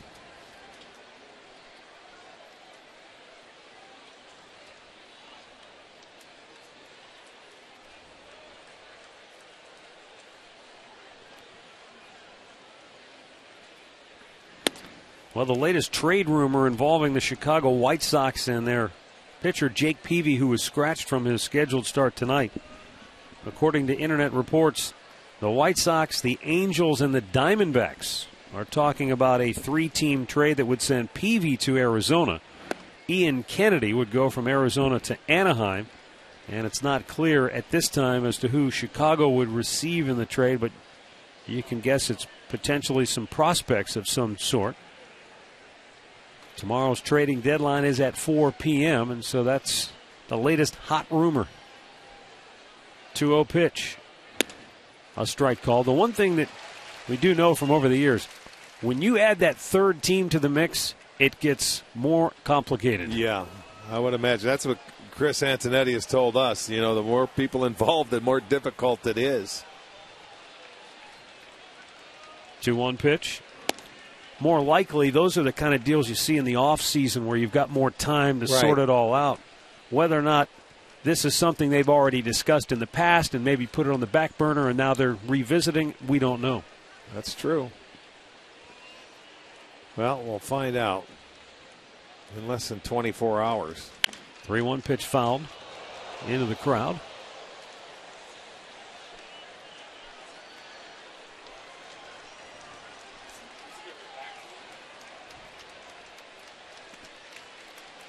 For the White Sox, 4 runs on 10 hits tonight.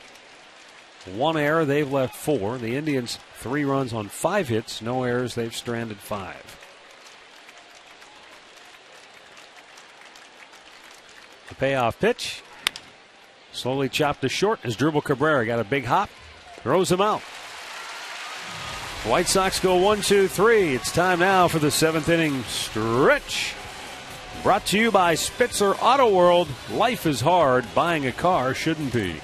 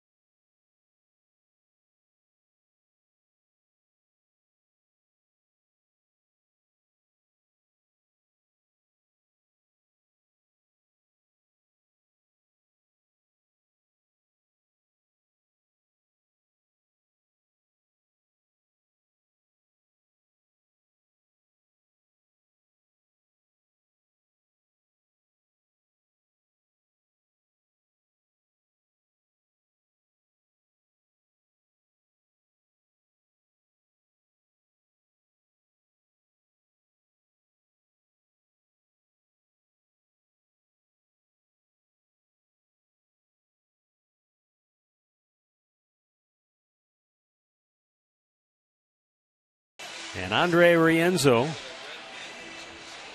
the Brazilian rookie making his major league debut here tonight, comes back out for the bottom of the 7th. Facing his fellow countryman Yan Gomes, who singled off of him in the 3rd, then drew a bases-loaded walk in the 5th.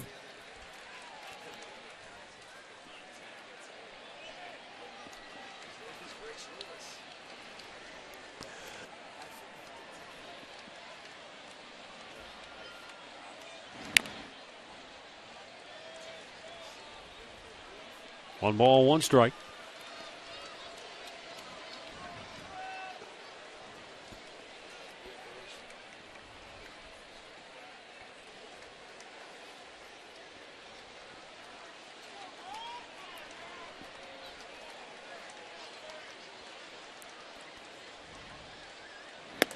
Fastball and a good one.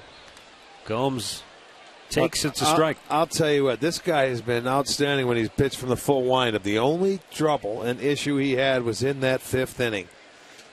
He ran into a little trouble out of the stretch, but he's been dynamite here. Look at that. I mean, that hook has been nasty. That's his 6th strikeout tonight. One down in the 7th. I mean, you watch it. He has dazzled a few of these hitters today with that curveball. Great bite to it right on the outside edge. And he got the call. This kid, he battled because he was limping around. They scored the tying run when he was on the ground. And, boy, he battled his way to stay in here, and he is working hard to get through this 7th. Michael Bourne takes a strike. Bourne, the fielder's choice in the 5th that pushed across the Indians' 2nd run, and then eventually the tying run came around and scored on the same play.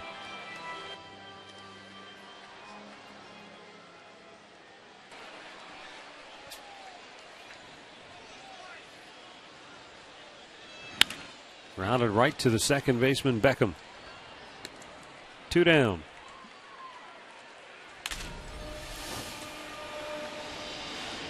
Now, Rienzo didn't have a strikeout until the 4th.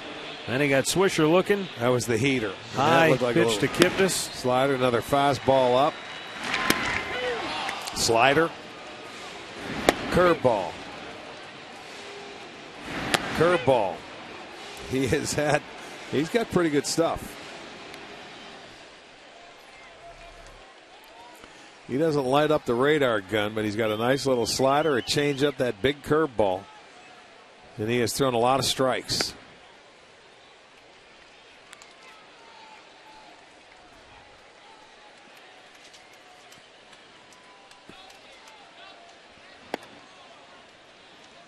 2 balls and no strikes. The count now on Nick Swisher.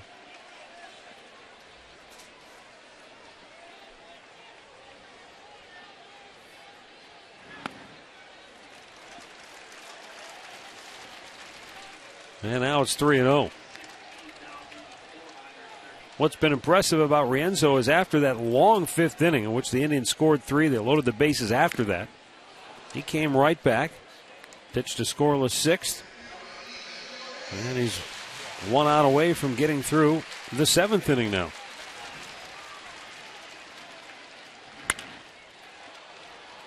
Beckham with an easy play, throws him out. Tribe goes 1-2-3. We head into the 8th. 4-3 Chicago.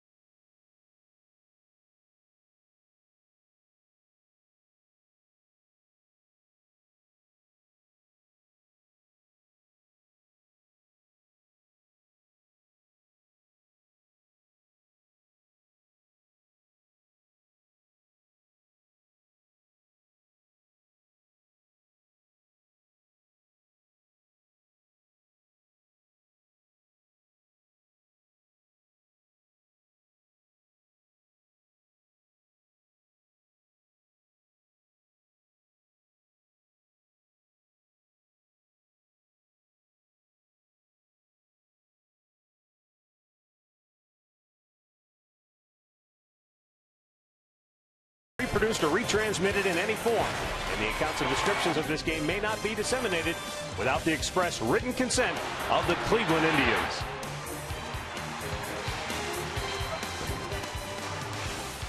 "4-3 Chicago," 8th inning now. And for the White Sox, Alex Rios, Paul Konerko, and Adam Dunn. Double barrel activity in the Indians' bullpen. Albers has already worked 2 innings.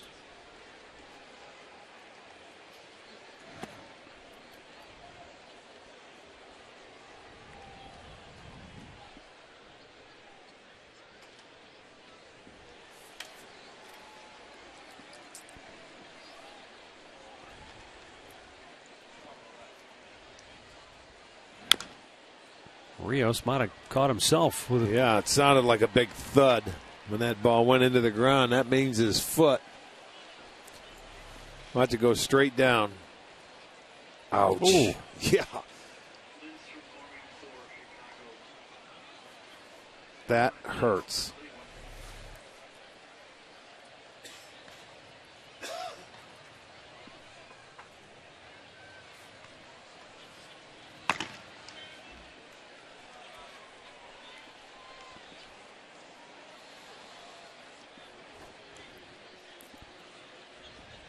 Now 1-1 pitch.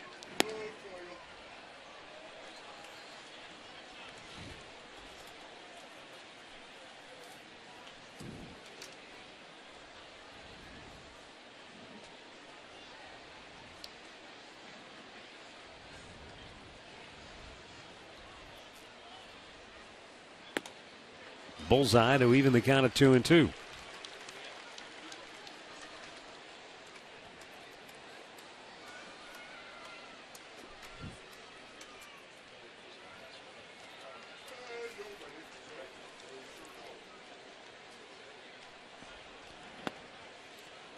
Well, a full count. Rios, then Paul Konerko, and Adam Dunn here in the 8th inning for the White Sox.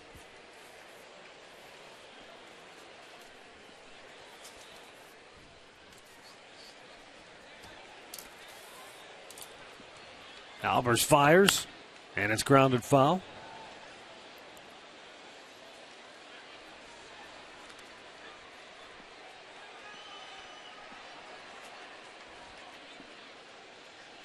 Well, they're coming out for Rios here. He's still limping on that left foot. He's having a tough time putting pressure on it.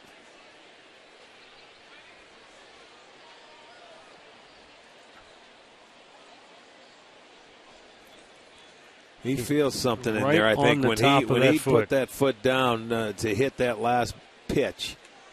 Obviously, he had to feel something. Well, if there's any truth to those rumors that we were talking about where Rios is potentially being talked about in a trade, right now their general manager, Rick Hahn, is going, oh, boy. Well, looks like he wants out. Well, if you can't put any pressure on it, he's trying. You can't run down the first baseline if you do get a hit. He's coming out. Yep. Exit stage right for Alex Rios.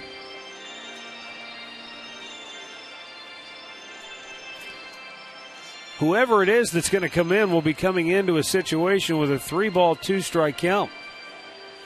And while they figure that out, let's go back to the studios for an in-game update with Al.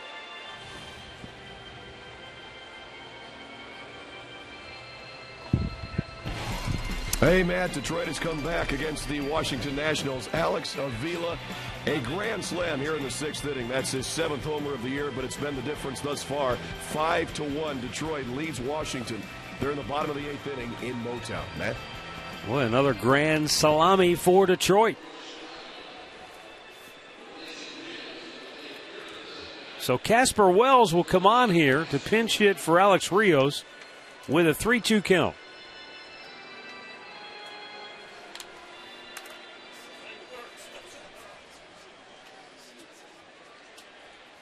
This is always fun. You got one swing. Yeah. And if you don't, it better be a ball and you go to first base.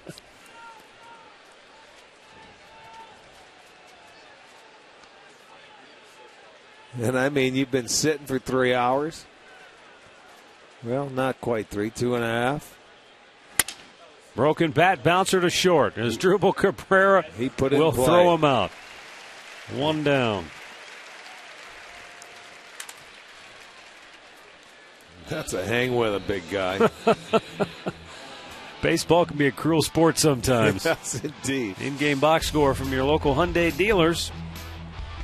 The difference right now in the game, the White Sox taking a page from the Indians' offensive playbook. The 2-out RBI hit. It was a 2-out, 2-run double by Dunn on the first, and a 2-out RBI single by Viciedo in the 6th.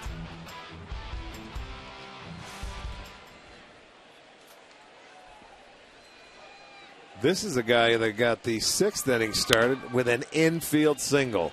Yeah, an excuse me swing. And what happened was the ball got caught halfway between the pitcher, Casimir, and the catcher, Gomes, and they both went for it at the same time. Gomes picked it up, but he couldn't get the throw off because Casimir was right on top of him. And just one of those unfortunate plays, and eventually Konerko came around to score what is the difference in this game right now. Oh, what an outing for Matt Albers. Talk about terrific work, 2 2/3 innings. Scoreless relief. Today's Cleveland Clinic call to the bullpen. Rich Hill, left-hander, coming on when we come back.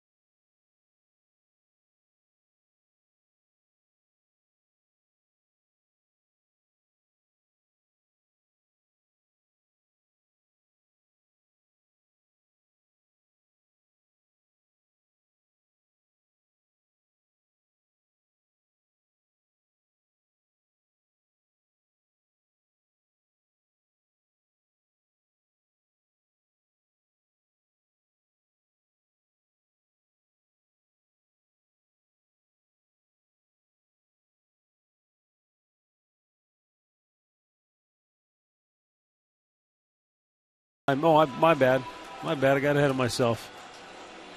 It's the way, way back. This summer's movie was something for everyone now playing. Miller time is still coming. We're teasing you with it, man. You're not going to have it quite yet. Getting ahead of myself.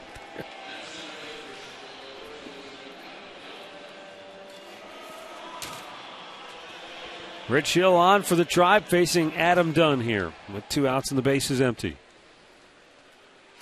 He came on last night to face Dunn and got a big strikeout back in the 8th inning of last night's game. So he comes back in, and when you're the only left-hander out of that pen, you have a tendency to face the same guy a number of times.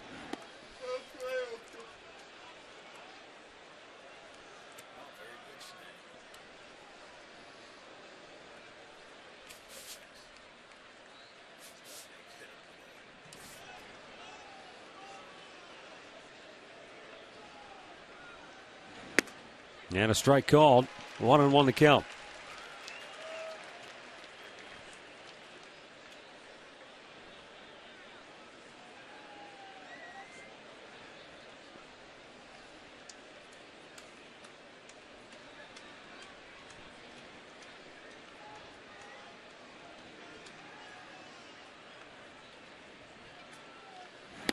This is where you come in when Hill has to face him as often as he does. You just don't want to make a mistake, because if you miss your spot and you hang one to him, he can hit it a long way, and one swing can give him a run. Well, presumably, Rick, with the trade earlier today, Mark Zepchinski will give the Indians a second left-hander if he comes for up that here. bullpen.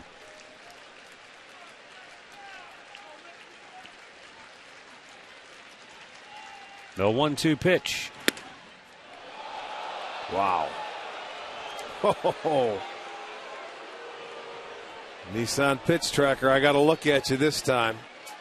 Where is it? That's a big man at the plate. That's a strike. It's right there. It's a big man at the plate. What is it, high? It can't be high. 6'6". Now the 2-2. I mean, if you're going to call that pitch earlier in the night on Jason Giambi strike 3 call, then that's got to be a strike. Well, this wasn't bad either. Follows it up with an excellent slider or a breaking ball. Maybe a little off.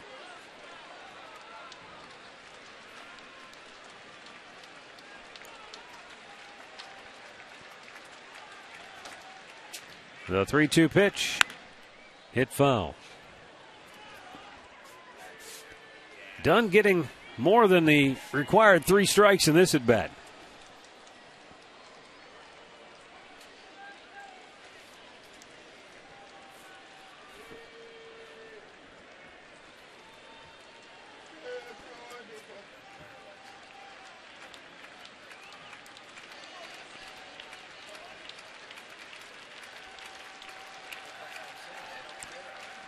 Hill ready, the payoff pitch.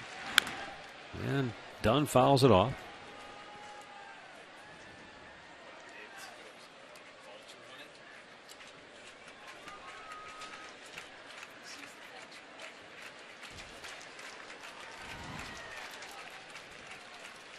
(4-3) Chicago here in the top half of the 8th inning.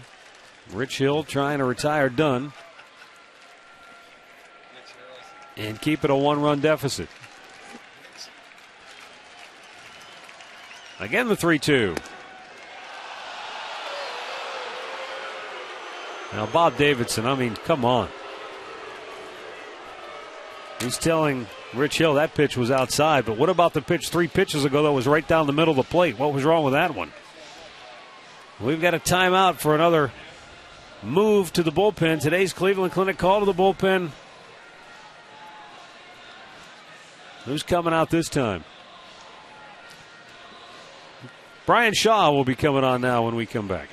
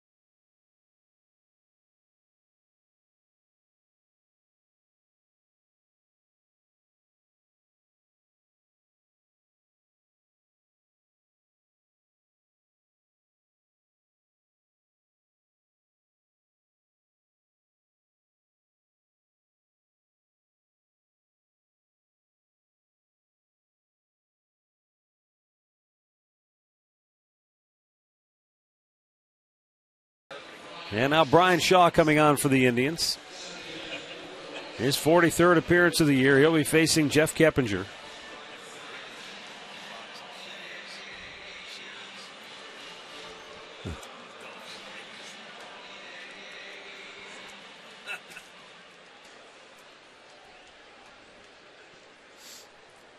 Dunn, who walked thanks to a generous strike zone, or a less than generous strike zone. Jeff Keppinger has flied out, fouled out, and hit into a double play tonight. Outside ball one.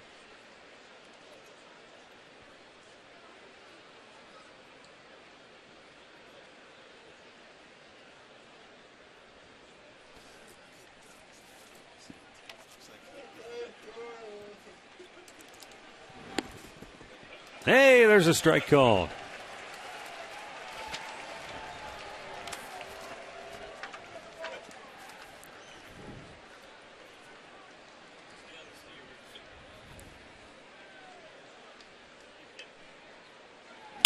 Broke his bat, right back to Shaw. And that'll end the inning. We'll head to the bottom of the 8th now. Tribe down a run, 4-3.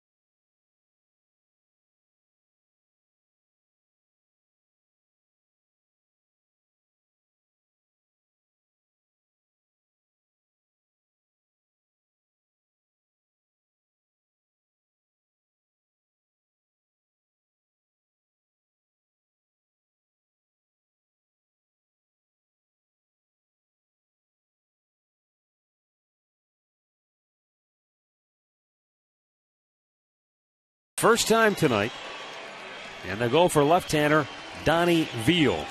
Veal worked 2/3 of a scoreless inning last night, walked one, struck out one, gave up a hit. 24th appearance on the year.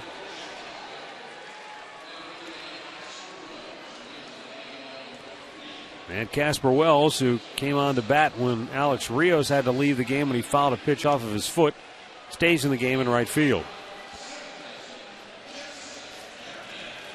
Jason Kipnis has Drupal Cabrera and Michael Brantley due for the Tribe here in the 8th. Donnie Veal has had his moments this year where he had his issues against left-handed hitters is what happened. You know, last night he pitched okay. He gave up a hit to Kipnis. Back up the middle.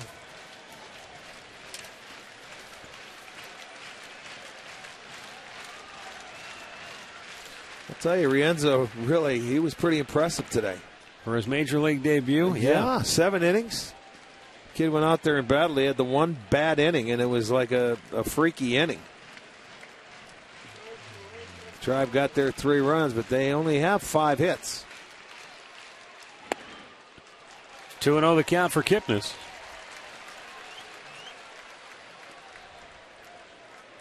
Indians scored in that 5th inning on a bases-loaded walk and a fielder's choice that scored 2 runs. Slowly chapped by the mound. Beckham on the move. Gets rid of it in a hurry. And Kipnis is out number 1 on a 2-0 pitch. Just beat one into the dirt. As promised earlier, it's Miller time, brought to you by Miller Lite. On this date back in 2008, Kelly Shopik had a day to remember. 5 for 6 in the ballgame. All 5 hits for extra bases. 2 homers, 3 doubles, 3 runs batted in. Yeah, I remember that night. What a night that was for him. 5 hours, 33 minutes, 526 total pitches in that game, as the Indians would lose in 13 innings, 14-12 to the Detroit Tigers.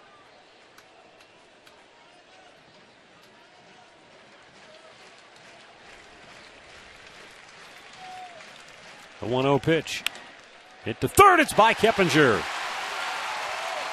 And Asdrubal Cabrera rounds first with a 1-out single here in the 8th. Well, there's a case where you're playing on the line to take the double away, and you end up getting a single. But they're saying, okay, there's no double. But there's a case. Look at him. He is on the line. And Cabrera, that's normal depth. I mean, routine. If he's in his normal position, it's an easy out. Now you're playing no doubles. There's a single right there. So they get a 1-out single, tying run aboard. You know, and I understand, because Buddy Bell, I remember we used to have this conversation about the no doubles defense. He wasn't necessarily a big fan of it. As far as the infielders being on the line. And that play illustrated it perfectly as Michael Brantley steps in. Because Buddy's contention is, if you're going to line up and you're going to play third base where Keppinger was, the only play you can make going to your right is in foul territory. It's a foul ball anyway. Yeah. So if you're going to play that close to the line, it doesn't make any sense. Well, you can play close enough so that one step you're on the line. Everybody likes to do it differently. Mm-hmm. Ventura was a third baseman himself, and, I'm sure he played for managers that did it. And Brantley sends one to center field. Routine for Diaz. 2 down. You can talk about it. It's all what you like to do and what you choose to do as a team. They did it, but they wasn't a double, but they did give up a single. Now, Carlos Santana, the batter here, the Indians just offensively tonight haven't been able to get anything rolling. Their best chance came in that 5th inning after a double by Swisher and then a walk to Kipnis, loaded the bases with 2 outs. And then Asdrubal Cabrera, another bad call by the umpire, was down on the count early and then flied out to left to end that inning. Talked about the 2-out hits. The 2-out hit is what really got the White Sox going tonight. And in that case, had Cabrera come through with a 2-out hit there, it would have knocked Rienzo out of the game. And it might have really gotten the Indians a commanding lead at that point.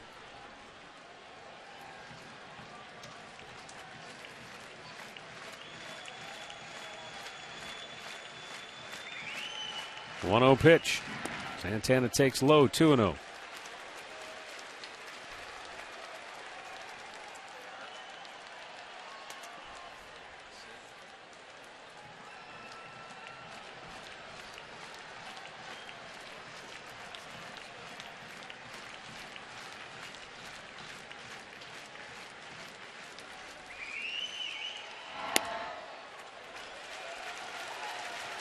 Donnie Veal is behind Santana now, 3-0, with Jason Giambi waiting on deck.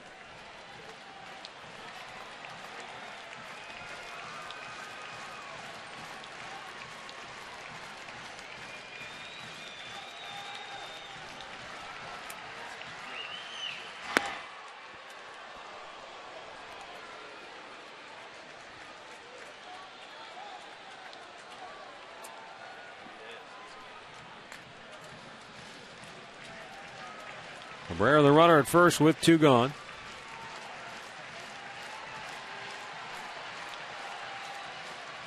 Santana stepping away.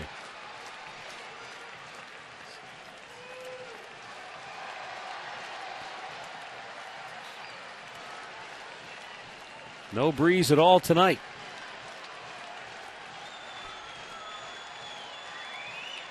And the 3-1 pitch is fouled back out of play.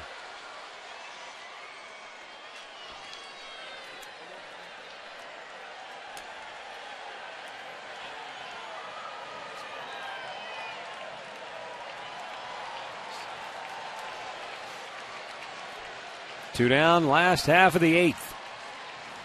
And a 3-ball, 2-strike count for Santana. Cabrera still being held at first, but he'll be off on the 3-2 pitch. Santana juices one left center field. It's in the alley.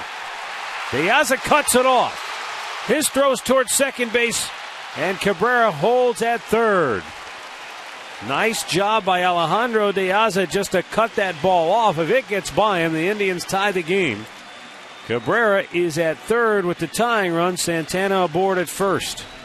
Well, he throws him the breaking ball, and he left it middle of the plate, and Santana took advantage of it. The high leg kick, he was able to stay back on it and find the gap. He couldn't drive it. De Aza cuts it off, and Cabrera's not able to score, so he has to hold up at third base. But they do get the tying run 90 feet away. First and third, 2 outs. We're going to get a pinch hitter for Giambi.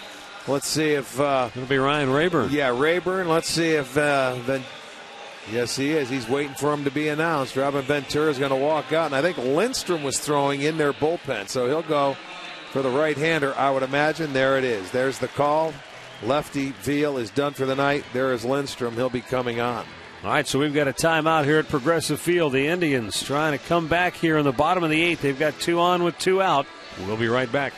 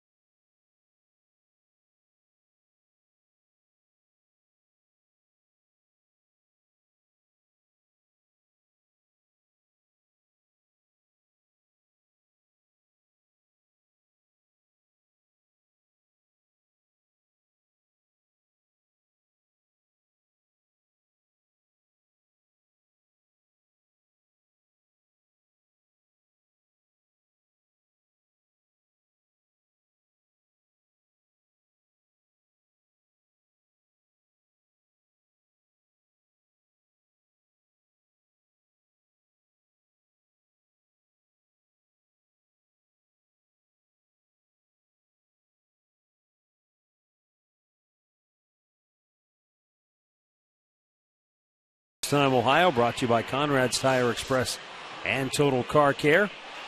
Al and Jason will have the highlights. We'll have some analysis. Katie will have reaction from the clubhouse. It's all straight ahead. Right now, the wheels are in motion on both sides. Matt Lindstrom coming into the ballgame for Chicago. Right-hander making his 52nd appearance of the year. 2-3, a .332 earned run average. He'll be facing the pinch hitter Ryan Rayburn, and a pinch runner Drew Stubbs has taken over for Carlos Santana now at first base. Yeah, that'll end up, you get the speed and the go-ahead run on first base. He'll go to right field. Swisher will come in at first base. So they're looking for a base hit here from Ryan Rayburn.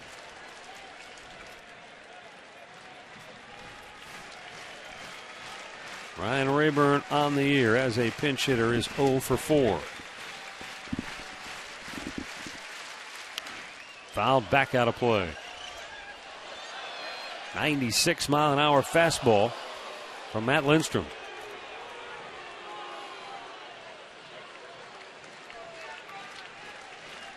As Dribble Cabrera the tying run at third base.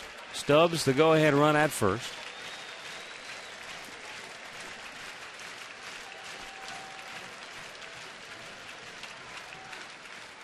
Stubbs takes off. Pitches inside, no throw down, and Drew Stubbs with the stolen base uncontested. That gives him 11 steals on the year.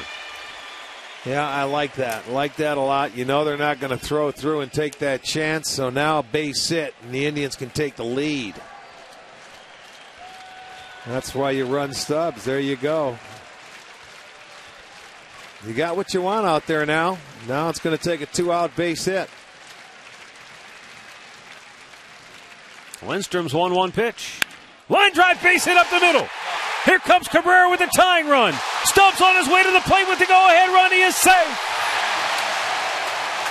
Ryan Rayburn off the bench delivers in the clutch with a 2-out, 2-run single in the bottom of the 8th to put the Indians on top 5-4. Boy, you couldn't draw it up any better. And that's what it comes down to, the execution. You pinch hit, you steal a base, you pinch run. This is going to be our McDonald's. I'm loving it. He picked on a breaking ball that he left upstairs. And Ryan Rayburn right up the middle. Stubbs is going to score. He's going to slide. And Terry Francona couldn't have done it any better. The Indians take a 5-4 lead. And now Lonnie Chisenhall steps in. And he lines a base hit into center field. Rayburn stops at second. 3 straight 2-out hits in the inning. The Tribe has 4 hits here in the 8th. They had 5 hits in the game coming into this inning.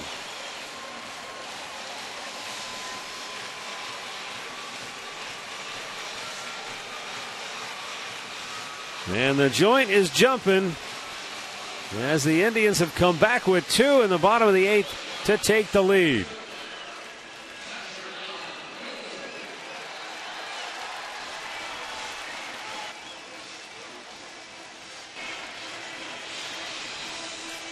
Well, they get that feeling. They're at home, and that's the way they've been doing it. I think since the end of April, they have had that feeling here in this ballpark. All right, here now is Yan Gomes. 1 for 2. A bases loaded walk drove in a run in the 5th inning.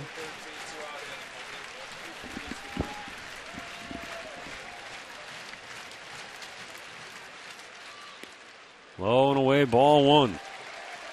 Oh, those 2-out RBI hits. The Indians were starving for them earlier in the game, but they came up with the big ones here in the 8th. 3 in the 8th. 3 for 3 off that Chicago bullpen.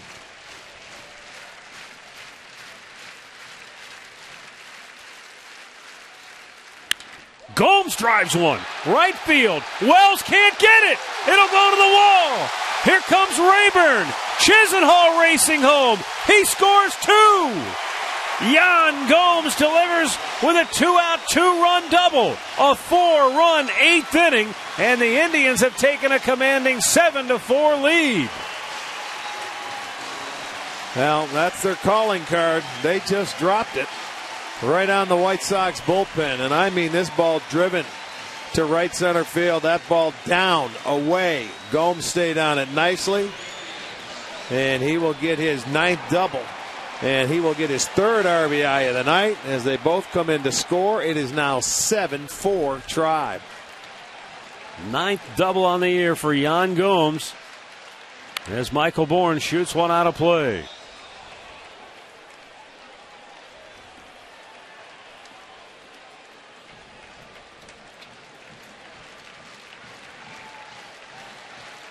The Indians have come back with a vengeance here in this 8th inning. And they've now totaled 10 hits on the night. 4 straight 2-out hits in the inning. How many times have you said it? You get that first one, especially the first 2-out RBI hit, and it's like the floodgates just it takes bust pressure open. off. It seems to take pressure off of everybody else, whoever can get that first one.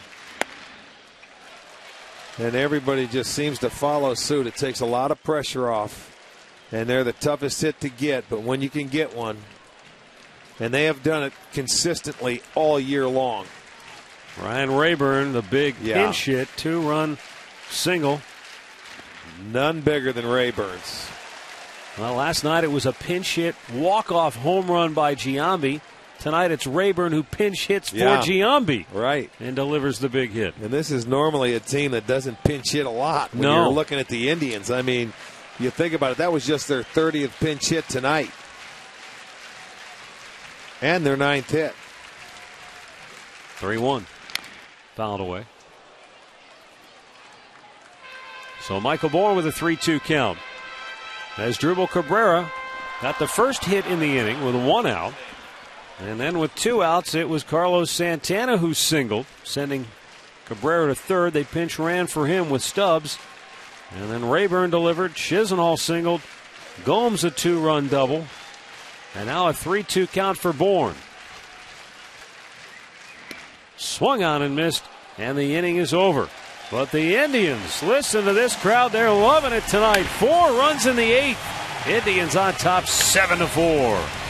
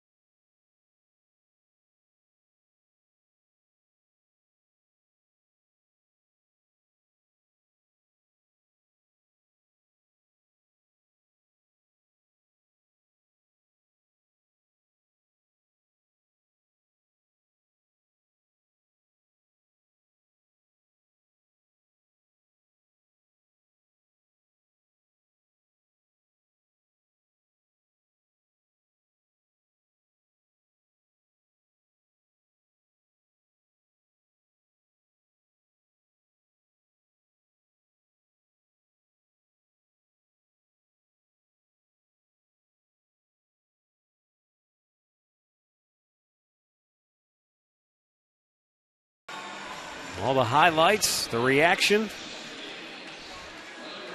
coming your way next. But first, Chris Perez will try to nail this one down in the win column for the Indians. Perez on the year with 14 saves.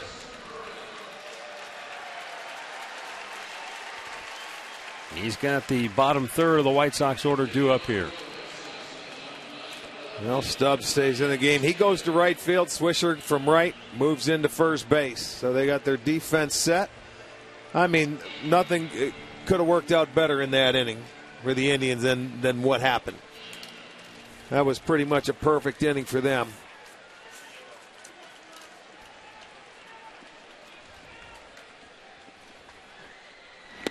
Managing has to be a whole lot of fun when you make those moves and the players execute and it all comes it looks easy, together. It looks fun, and there's how many times though your intentions are the exact same and that you don't get the hit or something doesn't happen and it looks like it goes wrong.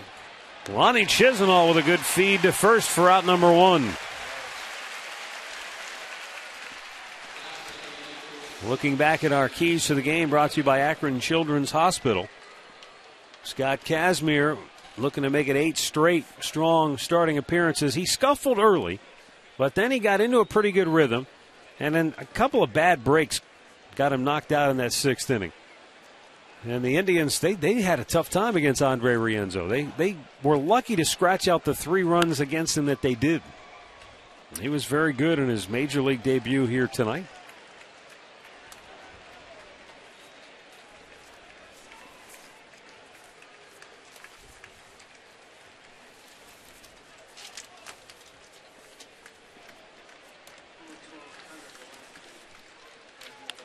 Ground ball by Lonnie Chisenhall. On his way to second base is Gordon Beckham. He's got his second double of the night. And this is where we go back to our conversation earlier. Well, it's a 3-run game. You're not going to guard the line there. 3-run game. 1-run game is different. Sure. Okay, I can understand the 1-run. 3-1 game, no.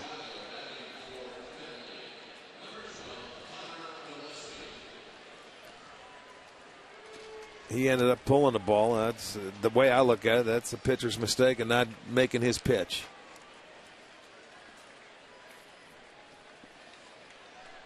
Connor Gillespie pinch hitting for Josh Figley here.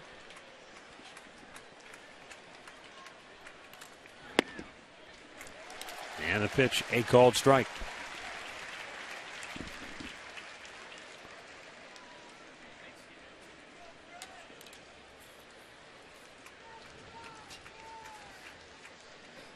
Chris Perez, the 0-1 pitch, right back to him. He doesn't care about that runner at second base. The out. 2 down. He thought about it, though, didn't he? I mean, just reaction. He would have went after him in a different situation, but you get the out. The executive producer for Sports Time Ohio is Tom Farmer, coordinating producer Steve Warren. Tonight's game being produced by Jim Murphy, directed by Pat Murray. Indians Live, produced by Mike Bachman. Associate producers Mike Pacta and Steve Bardo. Technical director Dan Larson. Creative consultant Mark Koha.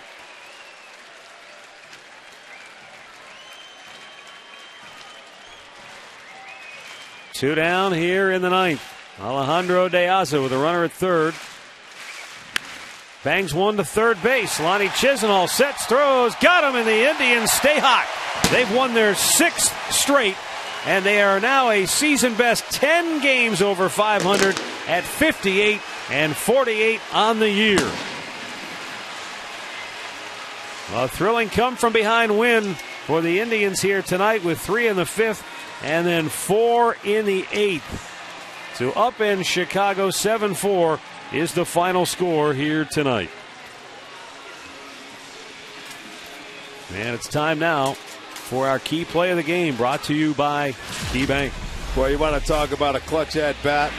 You get the base hit up the middle. 2 runs come around to score after the stolen base. And they take the lead. They were able to add on from that point on. That is going to be our KeyBank key play of the game. High fives all around, and get a free Kindle Fire HD when you sign up for a new checking account. Some restrictions apply.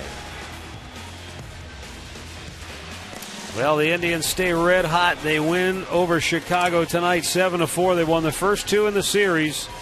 Game 3 comes your way tomorrow night. We've got some final thoughts coming up right after this.